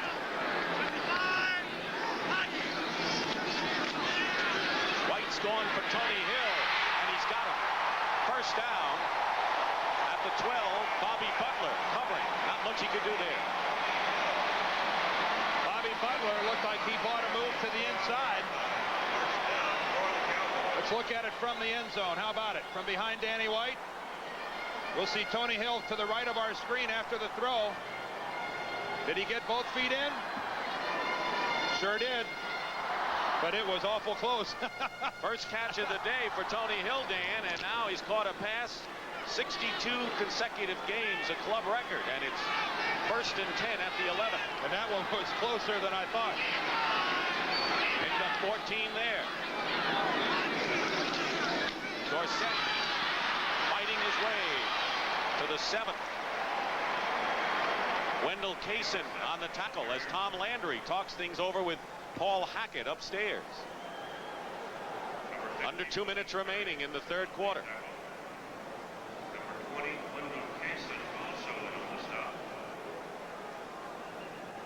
See if we can take a look at it again. The last catch by Tony Hill. Let's look closely to see if he got both feet. There's possession 1. Yes, he did. Yes, he did. Wendell Kaysen was shaken up. The strong safety for the Falcons. There's Kaysen, who made the stop on Tony Dorsett. Want to remind you, coming up next, most of you will see the Giants against the Raiders in Los Angeles. Jim Plunkett will start at quarterback. Mark Wilson is hurt and will not play, and the Raiders trying to win their first game. Some of you also see Washington against the Chargers and the Saints and the 49ers in an NFC West contest. But most of you will see the Raiders and the Giants. What a game that ought to be. The Raiders, can you believe it, facing 0-3? Wow. 2 tough losses on the road to Denver and to Washington, and games they could have won. But now they're home against another tough foe. Kenny Johnson, the veteran number 37, replaces Wendell Kaysen at strong safety. 2nd and 6 for the Cowboys. They're at the 7th.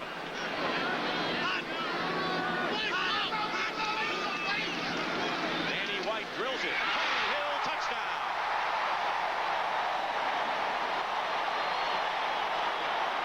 And Hill and Scott Case going at it a bit.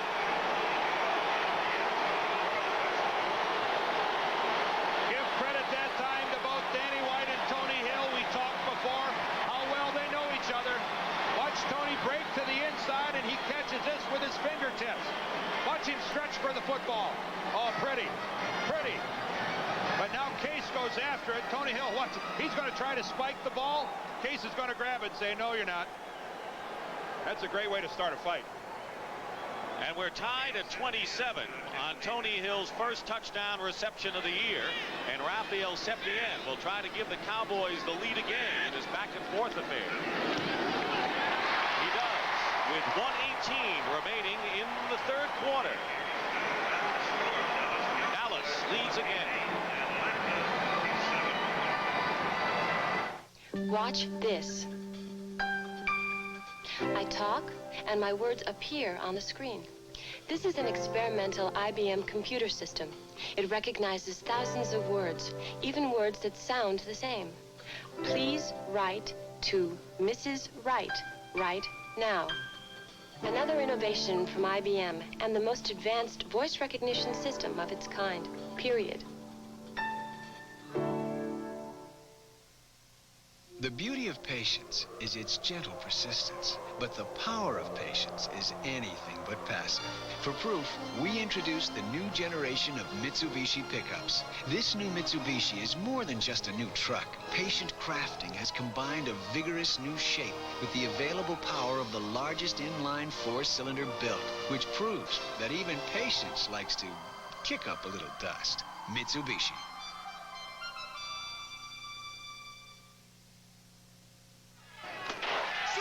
Not everyone got a vacation this summer. I need a vacation. What do you need, some glasses? How many fingers can you see? Huh? I need a vacation. This fall, you can still get great low fares to more places on the biggest bargain airline, United. I got a vacation. Have a nice shower, Picorni. I'm not just flying. I'm flying friendly skies. I'm out of there.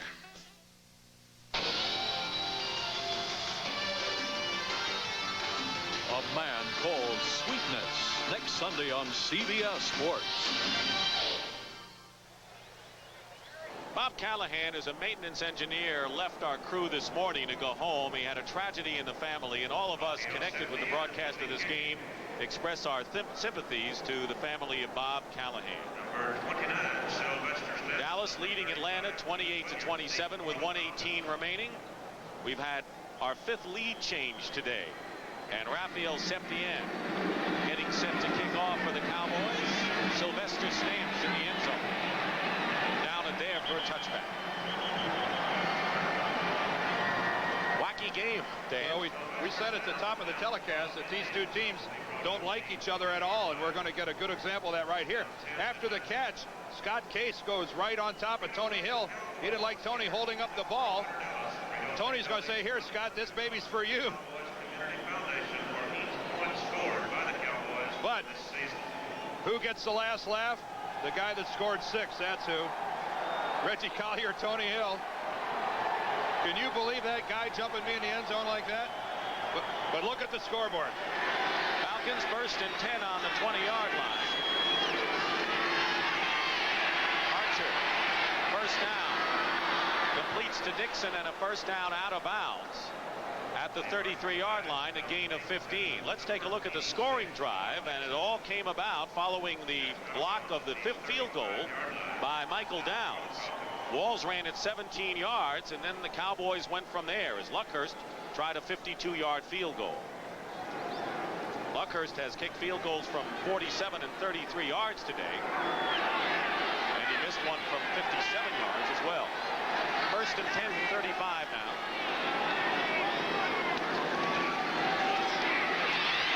In trouble, completes it to Charlie Brown. Couple of jukes, and Charlie Brown gets into Dallas territory and goes out of bounds at the 44. Michael Downs making the stop. 22-yard play by Brown. 2 good throws in a row from David Archer. First to Dixon, and this time to Charlie Brown. Just working at the bottom of your picture. Everson Walls playing 8 or 9 yards off of Charlie Brown. Everson's still not in the picture. There he is. And then he misses the tackle. Awful big cushion that time by Everson Walls. Under a minute to go in the 3rd quarter. 1st and 10 Falcons. They're on the Cowboy 43.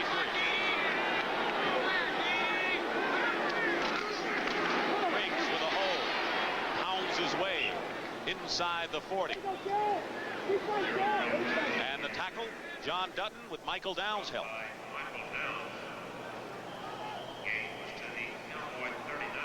Ken Wisenhunt, number 45, right there at the left of your screen. Watch him come in and trap Randy White. Randy's going to step upfield. Wisenhunt in motion right there. Gets a hit on Randy White. Boy, that's a nice opening up the middle. 2nd down and 6 at the 39. This may be, if it's a running play, the last play of the 3rd quarter. Riggs fights his way close to first down range, inside the 35, close to the 33. And this will be the last play of the 3rd quarter. And that will be the end of the 3rd quarter with the score. The Dallas Cowboys 28, the Atlanta Falcons 27. We now pause for a word from your local station. Game, and the Cowboys lead by 1. Atlanta has a 1st and 10 though on the Dallas 33.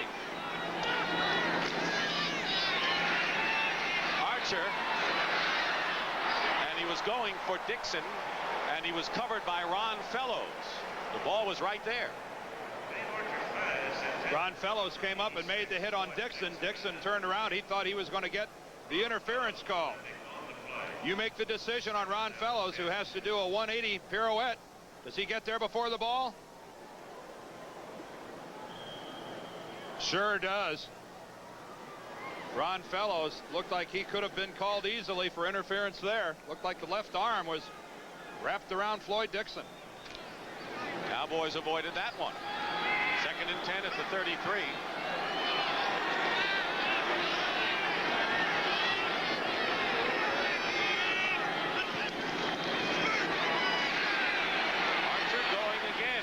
The same guy, Dixon, out of bounds as the throw was a bit high for him. Billy Bates and Ron Fellows were both there.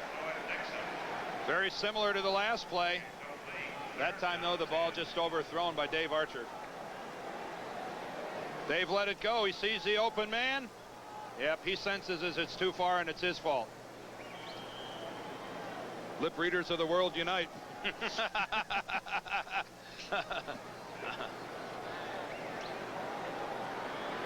3rd and 10 at the 33. That's what Archer has done today. move the ball here, it would be a 50-yard field goal for Luckhurst. Just speculate. 2-yard attempt. Archer has the first down, I believe, depending on where they spot the ball. He's awful close. Vince Albritton finally put the seal on him, and he's very close to a first down and certainly within field goal range, but they may have that first down at the 23-yard line, and they're going to have a measurement now. I think we'll see the chains brought clear across the field. Dave Archer gave the impression like he was going to the sideline and then cut back upfield. Archer has gained 46 yards rushing on 6 attempts, and keep in mind he led all National Football League quarterbacks in running last year with 347 yards. That's how shy they are of a first down. So Dan Henning has a decision to make. His team down by 1 and less than the length of a football, and they're going to go for it. I think they are. They send in Riggs and Andrews and those 2 huge tight ends. And I doubt that the thought of kicking a field goal ever even crossed his mind. They run the ball so effectively. When you've got someone like Riggs, when you have someone like Andrews in your backfield, when you're the underdog, why not? It'll be 4th and about a foot, maybe even less, at the 24-yard line.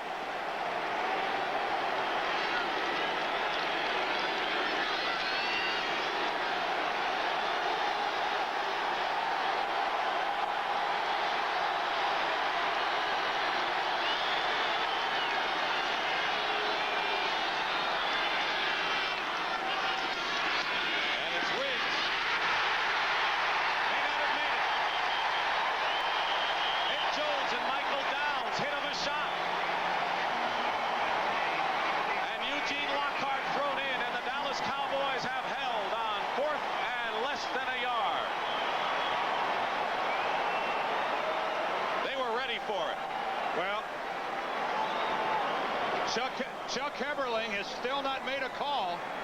Now hold on a second. He hasn't given it to Dallas yet, although it didn't appear that he got the first down. They're bringing out the chains. Cowboy offense has already taken the field, and for that matter the Atlanta defense has as well. So they have a feeling, and they did not make it, and they lost. They lost about a yard. Let's listen to that 4th down attempt by the Atlanta Falcons.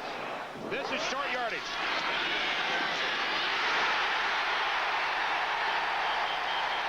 And it was Ed Jones at the line of scrimmage. Ed Jones makes the play. He pleases his longtime coach. That's about as excited as a guy can get. Come on, Tom, don't lose your head. So the Cowboys get the ball back on downs. They have a 1-point lead. Plenty of time remaining. Danny White fires. Tony Hill makes a fine catch on a pass behind him to the 44-yard line. A gain of 19. Scott Case was there on the tackle. 2 old friends reunited, Scott Case and Tony Hill. Remember the altercation they had in the end zone? Tony, little fake, shoulder fake, both to the outside and to the inside, and then doesn't go either direction, just button hooks the ball from Danny White right there. Hill earlier caught his first touchdown pass of the season. It's 1st and 10 for Dallas on their own 44-yard line.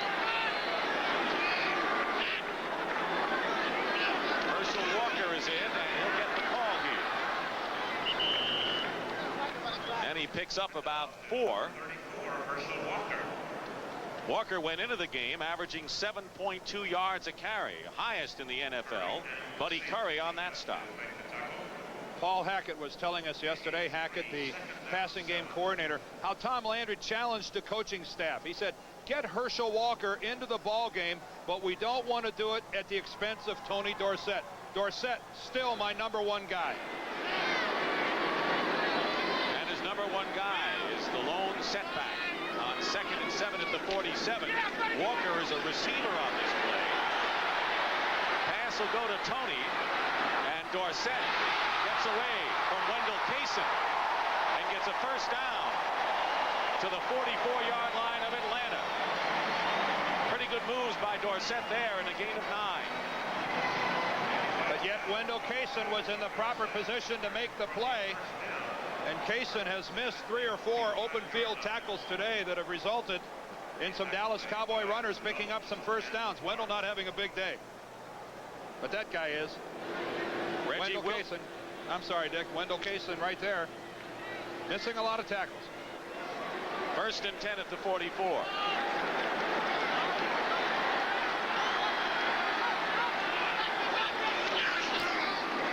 Dorsett.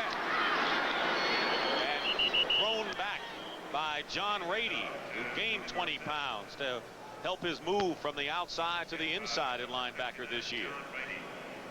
It didn't appear that John was even blocked on that play. He was set up, squared off right at the line of scrimmage, and Dorsett just ran right into him. Jim Cooper, the right tackle, came across on a full but didn't pick him up. It'll be 2nd down and 11. Dorsett gained 70 yards rushing in the first half, has only 17 this half. 11:20 to go in this 4th quarter. Pressure. Wilkes is chasing Danny White. And White will run for a change and get quite a shot, and a penalty marker down. Brett Clark. May be called for a personal foul. Well, we'll have to wait and see how far out of bounds the hit came, but Clark is definitely going to be flagged.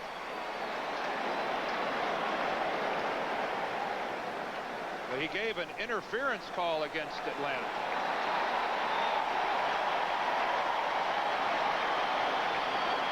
Let's wait and see if he really meant interference. They'll mark it off. Unnecessary roughness, number 28, defense, 15 yards, first down. Let's watch Brett Clark. Let's see how far out of bounds Danny White is. Oh. I don't know if a guy can pull up that quick. Except you knew that White was definitely going out of bounds there. Oh, do you? He did in the one time in the first half where he stopped at the sidelines and didn't go out of bounds. You know, I mean, that's a tough call. That's very tough. 1st and 10 for the Cowboys at the Falcon 20.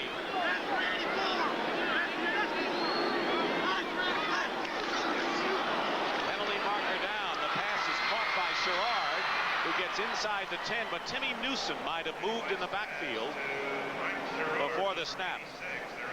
Let's go back to that, Dick. You know the point I'm trying to make. Remember one time White scrambled in the first half. He came right over to the sideline, stopped, and then made a move back to the inside of the field. I think it was Mike Gann that threw him to the ground and got some boos. Illegal motion offense. 2 men moving. Both of them did not get set. 5 yards, first down. No, your point is well taken. If you see a quarterback who really is angling out of bounds and doesn't have any room to stay in bounds, but it's strictly one of those judgment calls that you live with. One thing, though, let's just disregard the end of that play. How about Danny White? Again, we must remind you he didn't practice the last 2 days, has a pulled leg muscle, and yet scrambles out of the pocket like that. Courageous. 1st and 15 back at the 25 now for Cowboys. Dorsett gets by Buddy and spins his way inside the 15. And a fumble recovered by the Cowboys at the 12-yard line. I think he's going to say that he was down. It is a first down. Let's see where they spot the ball. Close to first down territory. Mike Pitts made the hit. A 13-yard gain by Dorsett. Let's look at the conclusion of this play. The field called the fumble. The ball didn't come out until Tony was down on the ground. That can't be a fumble. It'll be 2nd down and about 2 as Dorsett comes out of the game, and Herschel Walker joins Timmy Newsom in the backfield. 9:45 on the clock, 4th quarter. Newsom, another flag down. Timmy Newsom is going to go in, but I think the Cowboys again had moved in the backfield, and Herschel Walker might have been the man. Well, it was Newsom himself. Walker hesitated a bit, but actually Timmy Newsom has nobody to blame but himself. I saw him roll out of his stance. We'll see if we can pick it up. Timmy Newsome is the fullback right behind Danny White. Let's see if he moves. There he goes right there. That's the motion. Right. But another flag was thrown on the line. Let's get the call. Illegal motion offense. 2 men moving. Penalty will be declined. Holding offense. Number 75. 10 yards. Second down. So they'll take the bigger penalty of the two. Phil Pozderick, the left tackle, and a 10-yard mark-off here. We have had 5 lead changes in this game. And right now the Cowboys are in front precariously, 28-27, with 9:38 remaining in the fourth quarter. Remember, Pozderick got in trouble in the first half when Rick Bryan beat him, hit Danny White, caused the fumble that Mike Pitts ran in for a touchdown. One of 2 scores by the Atlanta defense, the other being a Bobby Butler interception return. So it's 2nd and 12 now at the 22.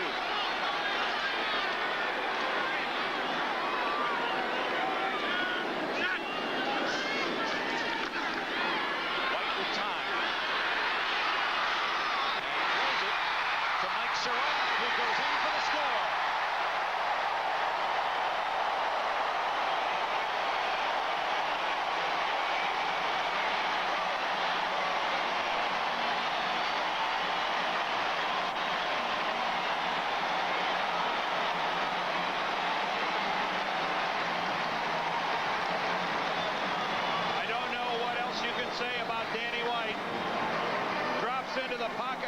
Shotgun, looks downfield, steps up, but then decides, look at him dump it off.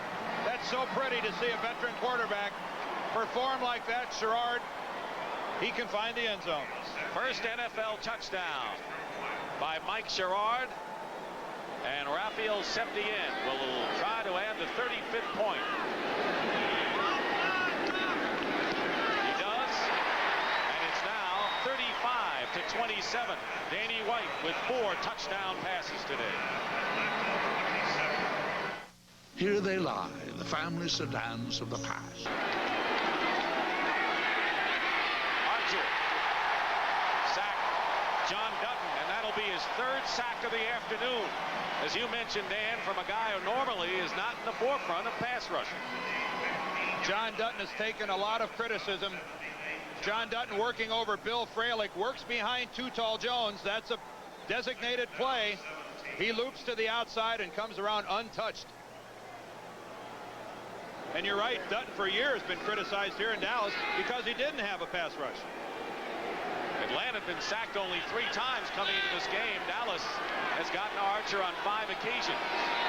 2nd and 17 at the 15 on a draw play. Gerald Riggs. Randy White rode him out for a couple of yards to the 18. Gain of about 3, and that's all. Buddy Curry enjoying the only breeze down on that field. It's an artificial breeze. It's from the big fan right there. And John Rady soaking up most of that moving air for himself. Buddy says, thanks, John. Give me a break, will you? Notice that all the Atlanta players are sitting in the shade. Their sunny benches, not very crowded. You think they left the field if you just look there. 3rd and 13. Stamps in motion.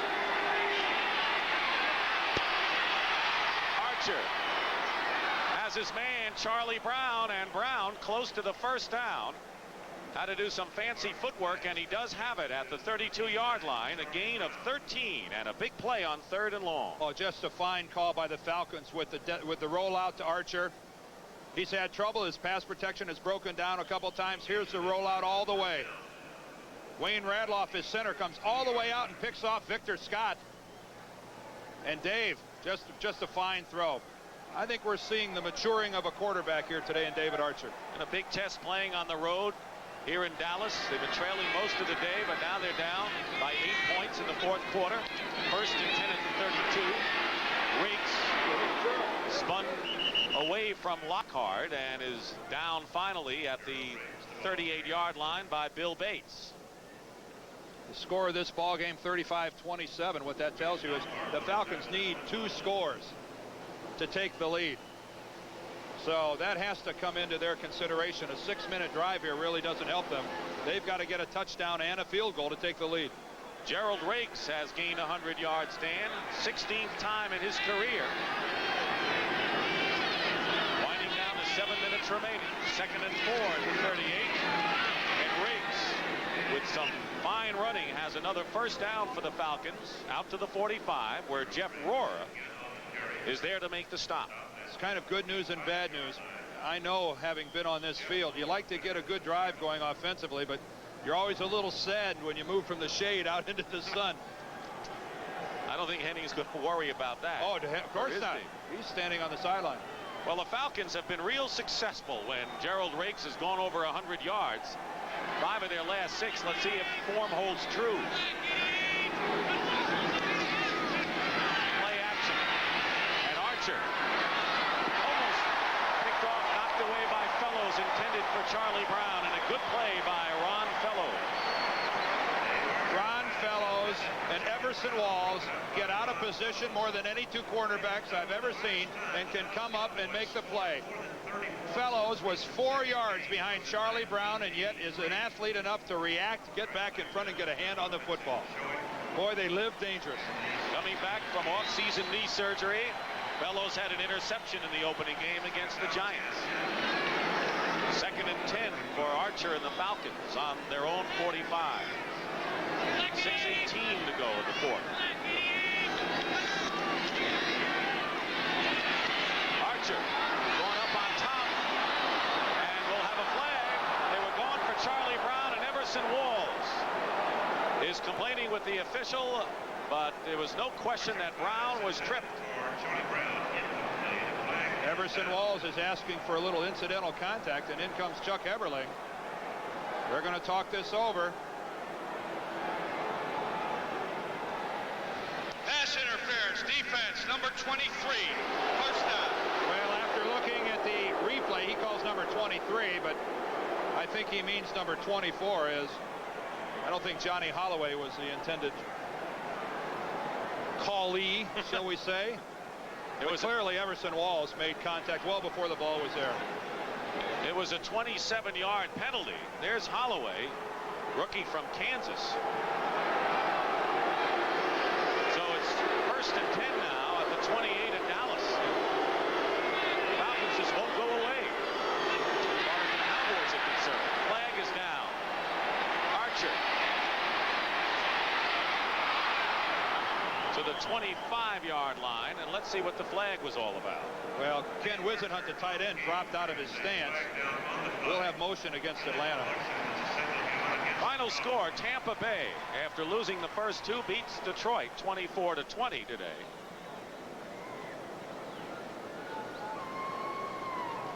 Illegal motion, number 85 offense, 5 yards, first down. Anthony Allen, so 5-yard penalty will make it 1st and 15. That's the 8th penalty against the Falcons today for 84 yards.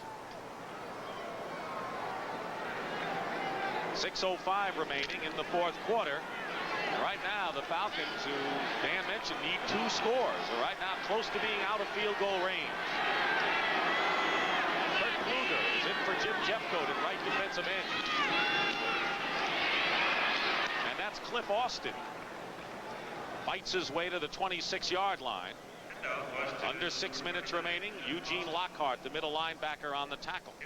Keep in mind, Atlanta needs 2 scores. They've got to get a touchdown on this drive. So you'd think they're in 4-down territory. Even if they have to go for it on 4th down, I doubt they'll kick the field goal. Unless it's 4th and very long. Sure. 1 timeout left, too, for Atlanta. They used up 2 early timeouts. Stack the wide receivers to the left. Now Keith Williams. And Williams has it. And a first down inside the 15-yard line. Johnny Holloway that time was covering on the play. Good for 12 yards for the Falcons. Let's take a look at Keith Williams. He goes in motion back to the inside. This is man coverage all the way. Fellows rides Dixon to the outside, and the clearing pattern back underneath, and Holloway comes in a little late. As a defensive back, that has to be a nightmare pattern to cover. You have to dodge 2 people and still stay on your man. And a whistle, and Dallas has called a timeout, so the Cowboys will have 2 left to talk things over defensively. 4:52 on the clock in the 4th quarter. Yeah, how wild a scoring game this has been. Dallas did the big damage in the 2nd period, and that scoring 14 of those points was late. Dallas already over 300. Atlanta will probably go over 300 on the next play, and I think we've got a final. Buffalo sends St. Louis to defeat number 3 in a row. Jim Kelly with a victory. Gene Stallings off to a rough start in Pittsburgh. Boy, have they fallen on hard times. Minnesota winning 31-7. We have 4:52 remaining in the 4th quarter, and a critical drive for the Falcons. Good drive so far, led by Archer, starting at his own 22. 1st and 10 at the Cowboy 14. Archer completes the pass inside the 10-yard line. Coming out of the pack with it is Cliff Austin, the running back. Again, I am impressed with Dave Archer and his ability to stand in the pocket under pressure. He has told us before how he's been disappointed in himself because he would always break out of there too early. He would become impatient. Patience is so hard to learn for a quarterback, but I think Dave Archer has made giant strides here early in 1986. Ball is at the 8-yard line. Austin with Brett Miller blocking. Gets inside the 5. And a 1st down for the Falcons. Downs on the stop. A lot of people out in front of this play. Cliff Austin takes the pitch. Not going to test the outside. He's going to take it up inside. That's Wisenhunt out in front. Ken Wisenhunt has done some good blocking, and Austin makes it 1st and goal. Austin is back up to Riggs. Started the season and had 104 yards in the opening game against New Orleans. Andrews and Riggs are the backs. 1st and goal at the 2. Gerald Riggs is in for the score, standing up. And the Falcons get one of the 2 scores they need. We have to say one thing. Regardless of who wins this ball game, we always have known the Cowboys are for real. They're there every year. This Atlanta Falcon Ball Club is here. They may have arrived. Power football out of the eye. Gerald Riggs behind William Andrews.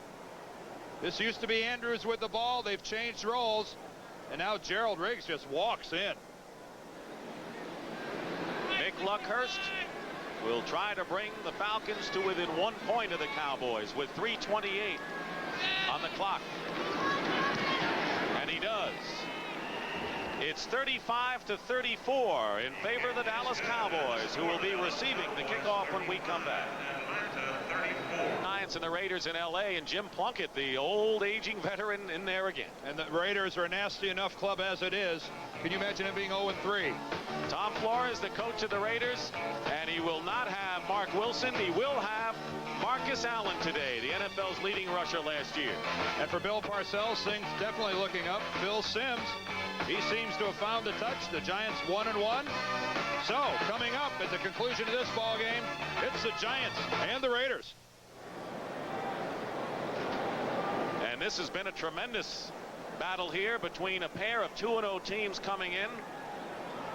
The Cowboys right now will have to be protecting against a possible onside kick, and we saw Luckhurst practicing that when he first came out long before the teams did today. And a really critical statistic right here is the fact that the Falcons have had to burn 2 of their timeouts. They are down to only 1 timeout remaining. And they used a lot of time in getting that touchdown. But they got what they wanted. They had to have a touchdown. It's one of their 2 scores. But the 1 timeout is going to come into play. Robert Levitt is deep, and the Falcons line up as if to try an onside kick. But that's all they do. They line up and they send the kick deep into the end zone. A penalty marker is down, however. They may have been offsides. The ball goes out of the end zone. I think with 3:21 to go, even though the Falcons do have only 1 timeout left, it would be premature to try the onside kick. I agree with you completely, but I think we may see Atlanta have to kick this over. That'll be the case. Gerald Rakes with his 3rd touchdown rushing of the season. And it's a 35-34 game. So the Falcons have scored 30 or more points in every game, and so have Dallas this year. Offside, kicking team on the kick, 5-yard penalty, re-kick. They'll kick it from the 30-yard line. Dan Henning trying to get his 3rd win in a struggle with the Cowboys. Final scores as you take a look at them with 3:21 remaining here. And Dan, I guess now it'll be up to the Atlanta defense to really not allow the Cowboys to get 1 or maybe 2 first downs on this drive to try to seal the victory. Still some work to be done here by the Falcons coverage team. Levette has had some success bringing back kickoffs today. He's given the Cowboys some good field position a couple of different times. Now with the ball being kicked from the 30, he almost certainly will field this in play and bring it back.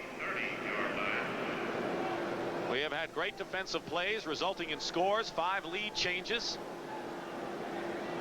And in a game in which we matched the 2 highest scoring teams in the NFL, we had a game that lived up to that billing at 35-34, and we're not done yet. You know, one thing I wanted to say about Dan Henning, his son Dan had quite a day yesterday, didn't he? Yes, he did. As Maryland beat West Virginia, he's got to be real proud of his son, the starting quarterback for the Terps.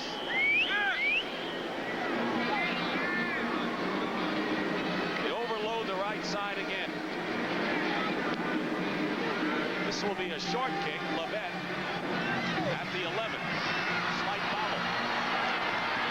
And the Falcons have him where he wants it. Kenny Johnson down at the 17-yard line. And that's where Dallas will start 1st and 10, and that's how much time remains.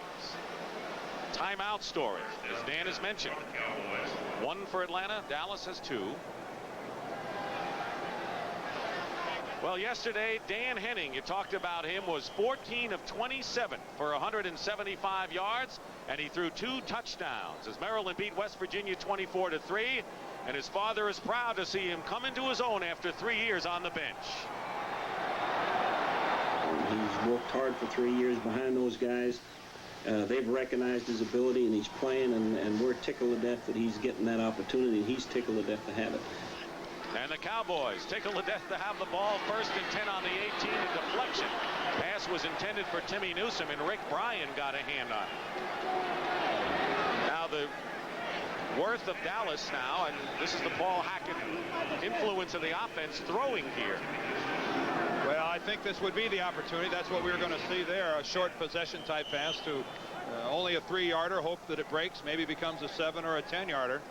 But Danny White, 20 of 26. I mean, that's an extraordinary completion percentage. I think Danny's got the confidence to work it downfield. I wouldn't rule out a downfield pass to Tony Hill. We've seen it too many years from the Cowboys in this kind of a situation. 2nd and 10 on the 18.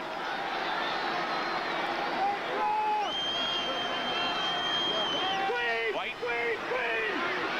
dumps it off to Dorsett. Dorsett fights his way to the 36-yard line, about 2 yards shy of a first down. Robert Moore, a free agent rookie, making the tackle. And Dorsett slow getting up, and he already had an injury in the opening game of the season against the Giants. Well, he turned an ankle that many people thought that he was going to be out for 4 or 5 weeks. He was back the next week. A well-executed screenplay. You see the offensive lineman led by Tom Rafferty making their break. Wendell Kaysen, number 20, knocked to the ground by Crawford Kerr. He makes a last-ditch effort, but not enough. Tony breaks away and gets it upfield. But Dorsett still, I'm sorry, Dick, Dorsett's still down. Well, you've talked about how Paul Hackett instituting a new kind of passing game where they go more to the running backs, and they've done that today. One of the reasons they're doing that, he told us yesterday that he's instituting more of a 5-step drop for his quarterbacks. They had so many problems last year with their offensive line. Their quarterback was dumped more times than they would like to see. So to alleviate that, he's having Danny White take shorter drops, throw shorter passes. He said, as he calls it, the vertical game, working to the wide receivers, the 15, the 20-yard completions, they'll come with time. Still working on Dorsett, who has gained 86 yards rushing and has caught 6 passes for 43 yards today. And while we have a moment, some final scores. Rams beat the Colts playing without Gary Hogeboom, former Cowboy. Denver over Philadelphia. Broncos look awfully tough. Buddy Ryan still winless. And Jerry Burns gets a win in Minnesota. Another one. Won last week. He's a durable guy, Tony Dorsett. As we said, he missed only 3 NFL games in 10 years, and he never missed a game in high school or college because of injury. And we're going to see a standing ovation by some people.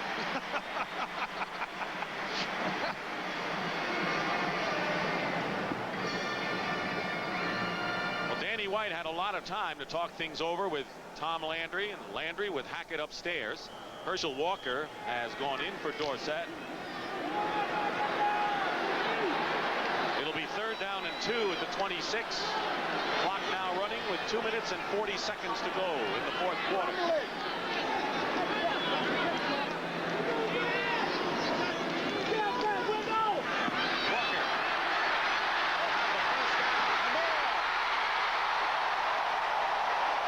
And he gets to midfield before Scott Case knocks him out of bounds. 25 yards for Herschel. Herschel's going to take the ball from Danny White. When he gets outside, watch the move inside. Right there, and then back to the outside. And you really can't believe it when you're a defender that a guy that big can make that move to the outside and pull it off. And what did Paul Hackett tell us about Herschel Walker in the team meetings? He said he's in the front row every day. His pencil works from the beginning of the meeting to the very end. He was very surprised what a student of the game Herschel Walker really is. 1st and 10 at the 49 of Atlanta with 2:26 remaining.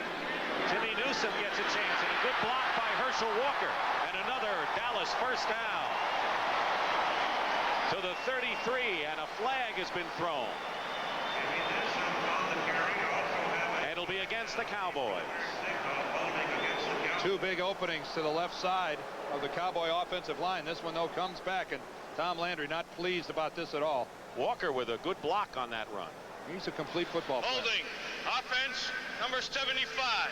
10 yards, first down. Bill Pozderac, and that'll set the ball back into Dallas territory at the 41. Phil Pozderac right here in the right, in this pileup right here.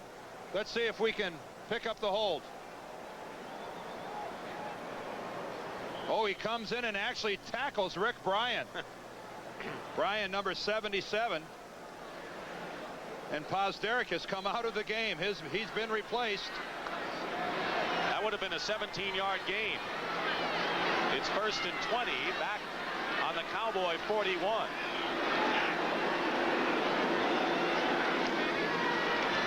White trying to go to Walker, and Reggie Wilkes was covering him. Stops the clock with 2:12 remaining. The Raiders lead 3-0 over the Giants at the Coliseum, that most of you will see coming up next. Talked about Pozderac being taken out. Mark Tuinei, who had high marks against the Detroit Lions late in the game, has moved in at left tackle. And Tuinei, a former defensive lineman, and who works on both sides of the ball, now is playing left tackle. They really like this kid, by the way. He thinks he might be, Tom Landry thinks he might be their left tackle of the future. But he hasn't had a whole lot of work. That last time, Rick Bryan gave him all he could handle. Got beat to the inside. 2nd and 20 at the 41. Walker on a sweep. Hemmed in.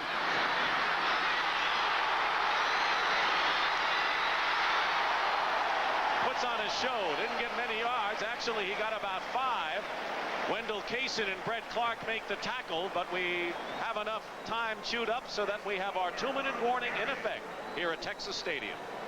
And Deerdorf here in Dallas. Here's our story. 2 minutes remaining, and Dallas with a 3rd and 15 on their own 46, leading by a point. But Atlanta has only 1 timeout left if they should get the ball here. And that number just jumps out at you. They used a couple of timeouts in the 3rd quarter that they really didn't have to. Some confusion over personnel, matters like that, and boy, that's coming right at you. Dallas picks up a first down. We'll see it unfold. Tony Dorsett has a sprained left knee and will not be back.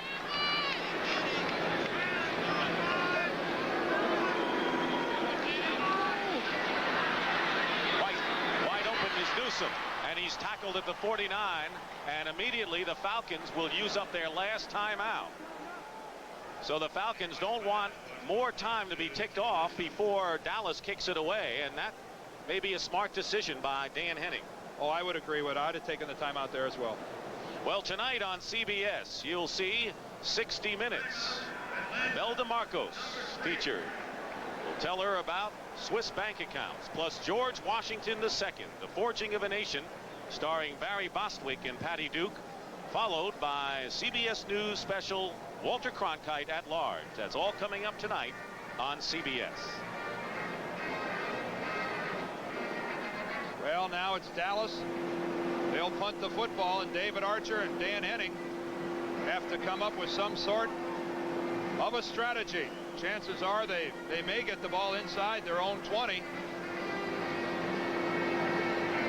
Tom Landry, I'm sure, hoping that his defense will perform better than they did on the last drive. Atlanta, the last time they had the ball, took it down and got a touchdown. And this, by the way, excuse me, Dan. No, go ahead. I was just going to say they don't have nearly enough time as they had last time. This is going to be the first punt in the game by either team since the first period. Each team has punted only once today. Is it really? Yeah, which gives you an idea of the kind of turnovers and lead changes and defensive plays resulting in scores that we've had. Well, when you score 69 points, I guess there isn't room for a lot of punting. Mike Saxon deployed. To say the least, they came awful close. Dan Henning's heart had to be in his throat. But they'll get it at the 20-yard line. But again, no timeouts. Johnny Holloway tried to keep it in play, and there's the man of the moment. They want Mick Luckhurst to get into position to try to win this game. And it'll be Dave Archer starting from the 20 with not much margin here, with no timeouts remaining, 1:39 on the clock. 35-34, Dallas.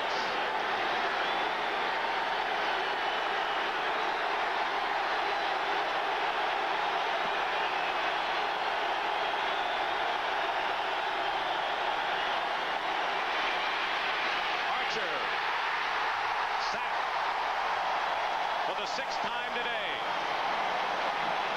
And again, it's Randy White. Randy White, the first Cowboy there, but the Falcons go in the hurry-up offense. Kurt Kluger and Randy White combined. Second down and 18. Archer up the middle, completes it to Wisenhunt, the tight end, and a first down. But the Falcons have to continue to get ready to call another play. Bill Bates on the stop and a gain of 21. Archer still has the ability, of course, to throw the ball out of bounds to stop the clock. The ball's at the 33. Archer going deep for Dixon. And Dixon makes the pass. And Ford Dixon is tackled inside the 5. Michael Downs saved a touchdown, but Atlanta is in position now to win the game. Can you believe this? The clock is still running. Dixon working against Johnny Holloway. And David Archer with a magnificent throw. Holloway falls down. A 63-yard play. Players all over the place trying to get on and off the field, and now they're going to call offsides against the Dallas Cowboys with 28 seconds to go on a spectacular play that sets the table for the Atlanta Falcons. Let's look at that play again. David Archer to Floyd Dixon. Dixon on the inside working against Johnny Holloway. Takes the inside release. Now keep in mind that Archer has scrambled out of the pocket. What concentration by Dixon. And Michael Downs saves the touchdown. Can you believe this? This crowd is stunned, I'm sure. Here's Heberling to tell us about the penalty. In the last 2 minutes, on the hurry-up offense, you do not have to wait for the defense to get downfield. If he is still in the offensive backfield, when the ball is snapped, he's offside. And that was Randy White, who didn't get back in time, and David Archer alertly went ahead and called for the snap. As you could see, Everly's out of breath like we are. He ran all the way down the field, and he's sucking a little air right now. First and goal. 28 seconds to go, and keep in mind the Falcons don't have any timeouts remaining. Archer throws. Cox, the intended receiver, and a flag is thrown. Penalty marker is down. Boy, a late flag, too. Cox turned around immediately and felt that he was interfered with. A late flag.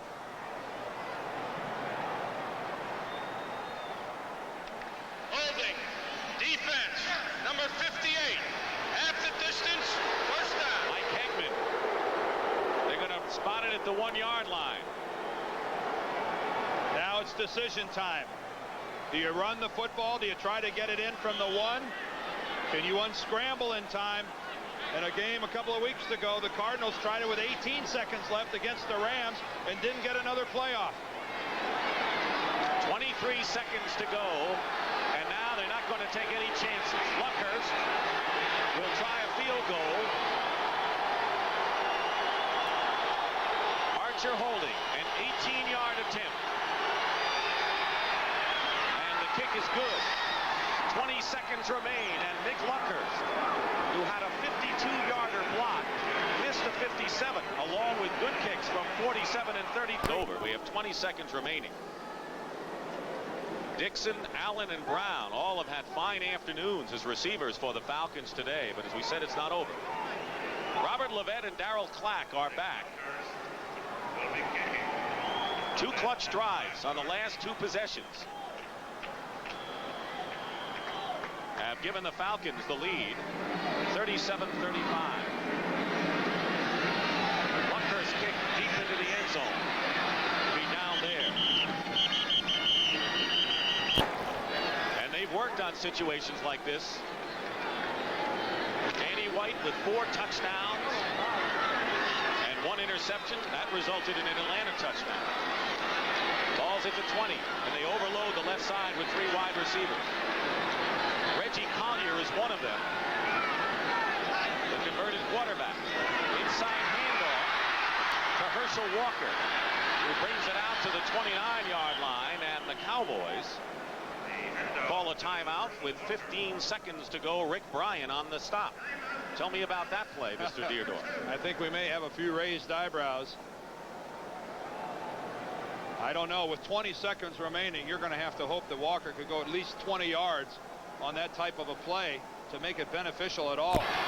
15 seconds to go. 2nd down and 2 at the 28. Dallas has the only timeout left in this game. White going to go for Sherrard. Incomplete. 10 seconds to go. Just for the record, Raphael Septien's career longest field goal is 50. It's a long dream right now for the Dallas Cowboys with 10 seconds to go and the ball on their own 28. Well, they need at least a 40-45-yard play to give him a chance. Falcons trying to beat the Dallas Cowboys for the first time ever here at Texas Stadium, and only the 2nd time overall. They're close. Danny White to Tony Hill.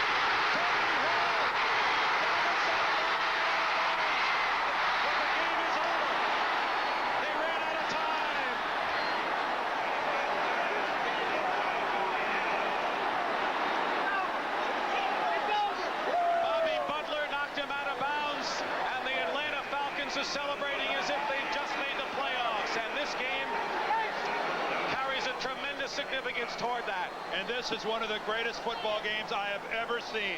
What a finish. What a finish. The Falcons win it.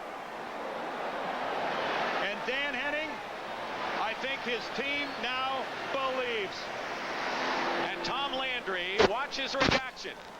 Thought that Tony Hill might have been off for an amazing touchdown, but they ran out of time and yardage And the Dallas Cowboys fall short to the Atlanta Falcons 37-35. Why did you know that it would somehow be Danny White to Tony Hill? They've worked magic so many times before. Why not now? Danny White, if he's hurt, he's not showing it, and Tony Hill almost does it. Dick, what an ending. And from here, it looked like he could do it.